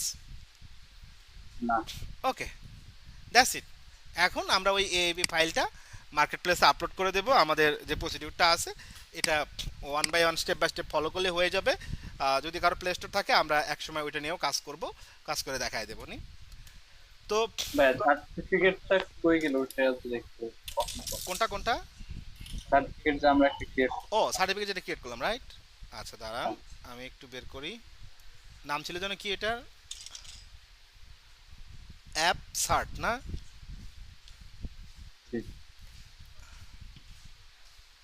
লা লা লা লা লা লা গট ইট। এই দেখেন, দেখছেন অ্যাপ সার্ট ডট জেকেএস, দেখছেন একটা ফাইল, একেবারে ছোট ফাইল। দেখেন আমি যদি এটাকে প্রপার্টিসে নিয়ে যাই, মাত্র 1-2 কিলোবাইট। এই যে সাইজ হচ্ছে 2.6 কেবি আর 4.00 ডিক্সে দেখাতে, মানে ধরেন 5 কেবির নিচে, 5 কেবির নিচে, এমবিও না। তাহলে কিন্তু এই সার্টিফিকেটটা ছাড়া কিন্তু আমরা যদি অ্যাপটা একবার পাবলিশ করে দিই এবং পাবলিশ করার পরে যদি হারায় ফেলাই, এইটা মনে করেন যে 5-6 মাসের ব্যাপার। অর্থাৎ গুগলকে মেইল করতে হবে, ওদের সাপোর্টে কন্ট্যাক্ট করতে হবে, ওরা এটাকে যদি অ্যালাউ করে তারপরে ওটাকে রিসেট করবে, রিসেট করার পর আপনার সার্টিফিকেট তৈরি করে সেটারে আবার ওদের ওখানে আপডেট করতে হবে। মানে 5-6 মাসের নিচে এই কাজটা হওয়া কঠিন। আমি একবার করতে পারছিলাম, হারানোর পরে একবার মেইলে কথা বলে করতে পারছিলাম, তারপরে আর করতে পারি নাই। সো এই যে কেস ফাইলটা আপনি সবসময় সেভ রাখবেন মাল্টিপল ব্যাকআপে। বলেন, আজকে ছোট ক্লাস নিতে এসে গলা শুকে ফেলাইছি। আর কারো কোনো কোশ্চেন আছে কিনা? স্যার ওই আগের ক্লাসের স্যার ওই ফর লুপটা হালকা একটু দেখা যায় না স্যার প্লিজ? কেন ফর লুপ লেখা দেন কেন? স্যার ওইটা স্যার পারতেছি না স্যার। আচ্ছা, যা যদি আগে শেষ করি আজকে ক্লাসটা। এখানে আমরা 2টা অ্যাকাউন্টের কথা বলছি, এ কারণে 2টা অ্যাকাউন্ট করতে টাকা লাগে না, ঠিক আছে? আর প্লে স্টোরের কথা এখানে রাখি নাই, কারণ প্লে স্টোরে ডলার লাগে, কার্ড লাগে। যদি কারো থাকে তো সমস্যা নেই, আমরা করে দেবো নি, মানে হেল্প করবো আর কি, যে কীভাবে আপনি করবেন। আর না থাকলে আমরা হুয়াই অ্যাপ স্টোর আর অ্যামাজন অ্যাপ স্টোর, আমি একটু বলে দেই। আপনাদের অ্যাসাইনমেন্ট হচ্ছে এই সপ্তাহে বলতে আছে কি প্রথম ক্লাস না last class? First class. So আপনাদের সময় আছে। অ্যামাজনে অ্যাকাউন্ট করতে কিচ্ছু লাগে না, জাস্ট অ্যামাজনে অন্য অ্যাকাউন্টের মতো আপনারা অ্যামাজন অ্যাপ স্টোরে ইয়ে করেন। আমি কোনো কিছু দেখাই দিতেছি না, সিম্পলি করবেন যে অ্যামাজন অ্যাপ স্টোরে অ্যাকাউন্ট কীভাবে করতে হয় গুগলে সার্চ করবেন, লিঙ্ক পেয়ে যাবেন, জাস্ট ইনফরমেশনগুলো দিয়ে আপনি করবেন। কিন্তু হুয়ায়ে করতে গেলে একটা জিনিস রিকোয়ারমেন্ট এখানে আছে, সেটা একটু বলে দেই। যার নামে অ্যাকাউন্ট করবেন তার ভোটার আইডি কার্ড হোক বা পাসপোর্ট হোক বা ড্রাইভিং লাইসেন্স হোক, অর্থাৎ এনি হতে পারে, ডকুমেন্ট হতে পারে যেটা গভর্নমেন্ট প্রডিউসড, এটা একটা লাগবে। আরেকটা হচ্ছে তার নামের একটা ব্যাংকের কার্ড লাগবে। এটা কোনো টাকা পয়সা খরচ হবে না, জাস্ট একটা ব্যাংকের কার্ড লাগবে যেখানে তার নামটা প্রিন্টেড থাকবে। থাকে না কার্ডে যে ধরেন এমডি মেহেদী হাসান, জি ভাইয়া। ওই যে কার্ডে যে মানে ওই কি বলবো বোল্ড করা যে থাকে আর কি, নিচে লেখা থাকে, এরকম থাকতে দিশা হবে। কার্ড। ভিসা স্যার কার্ড বা কার্ডের যদি স্যার মেয়াদ শেষ হয়ে যায় তাহলে? মেয়াদের কোনো বিষয় নাই। ওকে স্যার, ওকে। এখন দিছে কিনা, আমি যখন করছিলাম তখন মেয়াদের কোনো বিষয় ছিল না, জাস্ট ওরা এটা কনফার্ম করে যে যে ব্যক্তির এনআইডি কার্ড বা দিছে তার যে ব্যাংক অ্যাকাউন্ট আছে নামটা ঠিক আছে কিনা, অর্থাৎ সে অরিজিনাল ব্যক্তি কিনা। ঠিক আছে, কার্ড নাম্বারও দেওয়া লাগবে না, জাস্ট নামটা দেখাতে পারলে হয়েছে। ওকে, তো এই দুইটা জায়গায় আপনারা অ্যাকাউন্ট ক্রিয়েট করবেন অ্যামাজন এবং ওই অ্যাপ স্টোরে দিয়ে, যে এখন আমি যেভাবে দেখালাম এভাবে সার্টিফিকেট ক্রিয়েট করে আপনারা অ্যাপ আপলোডের চেষ্টা করবেন। সেটা একটা ছোট্ট অ্যাপ হলেও, ধরেন 4-5টা টিপস অ্যান্ড ট্রিক্স। আচ্ছা, আজকের মধ্যে যেটা করবেন আপনারা অ্যাপ বানানোর চেষ্টা, অ্যাকাউন্ট বানানোর চেষ্টা করেন। নেক্সট ক্লাসের পরে আপনারা একটু সময় নিয়ে অ্যাপ বিল্ড করে তারপর একটা অ্যাপ আপলোড করবেন। ওকে ওকে স্যার। ওকে, তো আজকে এই পর্যন্তই। আপনারা এটা করেন যে প্লে স্টোরে কি আর টাকা লাগে ভাইয়া? কিসের কি পাবলিশ করতে প্লে স্টোরে? প্লে স্টোরে টাকা লাগে, হ্যাঁ $25 লাগে। আর যে কোনো আহ, আর যে কোনো অ্যাপস এর জন্যই টাকা লাগে? বুঝি নাই ভাই, আবার একটু বলো তো। আর কি যে কোনো অ্যাপস পাবলিশ করার জন্যই না না, একটা $25 অ্যাপের লাগে? জন্য না, তুমি একটা অ্যাকাউন্ট করবে ভাইয়া, অ্যাকাউন্ট করার পরে এটা তুমি যতগুলো এই অ্যাপ ততগুলো পাবলিশ করতে পারবা, যতক্ষণ না তোমার অ্যাপে মানে অ্যাকাউন্ট স্যার ক্রিয়েট এইটা কি কোনো হ্যাঁ। সময় থাকে স্যার, যে স্যার এটা কি 1 বছর পর্যন্ত নাকি স্যার আনলিমিটেড মানে সারা জীবন? না, এটা গুগল প্লে স্টোরটা সারা জীবন। একবার $25 দেবো, যদি আমি কোনো পলিসি ভায়োলেশন না করি, যদি টার্মিনেশনে না পড়ি, তাহলে সারা জীবন। আর যদি বছরে পে করতে হয় অ্যাপলকে, বছরে $99 পে করতে হয় আইস্টোর অ্যাকাউন্টের জন্য। বুঝা গেছে? আর অ্যাপলে যদি আমি $99 না আর কি দিলাম বছরে, একবার দিছি দ্বিতীয়বার দিনে, তাহলে কি আমার অ্যাপসটা কি অফ হয়ে যাবে না? হ্যাঁ, অফটা ওরা ডাউন করে দেবে, আর কেউ খুঁজে পাবে না। অ্যাকাউন্টটা কয়দিন ওয়ার্নিং দেবো, দিয়ে এটা ক্লোজ করে দেবে।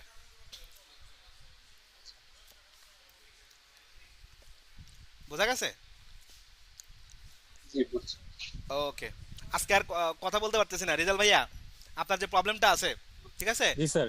ওইটা কালকে একটু আরিফ স্যারের সাথে না নক করে নিন।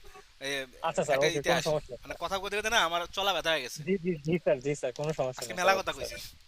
জি স্যার, জি স্যার। আমি তাহলে আজকে হাজিরটা নিয়ে নিই, হ্যাঁ? Okay sir. ওকে, আর না হলে যদি কোশ্চেনে কোনো থাকে আমি নেক্সট ক্লাসে আবার ওগুলো আনসার দেবো ইনশাল্লাহ। আপনাদের ক্লাসে পরে আবার একটা ক্লাস আছে, ওদের কি কম আল্লাহ জানে। স্যার ওদেরকে আমাদের ক্লাসের ভিডিও দেখাই দিবে। আল্লাহ, এই না এই ক্লাসটা না এমনি খুব সিম্পল ক্লাস।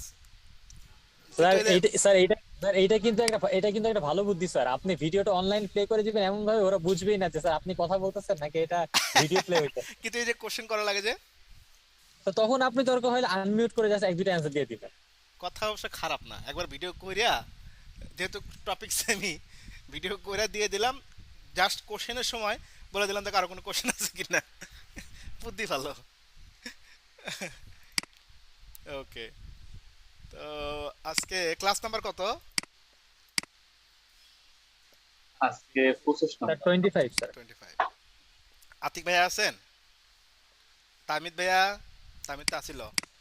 মাশফি, ইলেকট্রিসিটি চলে গেছে। মাশফি আছে তো, মাশফি আছে, হাসিবুল ইসলাম আসিল, ফাহিম আশবাব আহমেদ ফাহিম নাই, তারপরে দেলোয়ার হাসান, নাজমুল হাসান নাদিম, রিজাল আছে, রাশেদ, Yes, হ্যাঁ sir. রাশেদ ভাইয়া আছে, এমডি হাসিব আছে, খালেদ বিন তাহের নাই, তানভীর ইসলাম তানভীর ভাই তো আছে, ছিল মানে চলে গেছে, অঞ্জন কি আসছিল আজকে? মাহমুদুল হাসান আর আসছে, জি ভাই। অঞ্জন মানে আজকে আসে নাই না? ঠিক আছে, তাহলে আমি এটা সাবমিট করে দিলাম। ওকে, আমি ভিডিওটা এখন বন্ধ করে দিই, হ্যাঁ আমি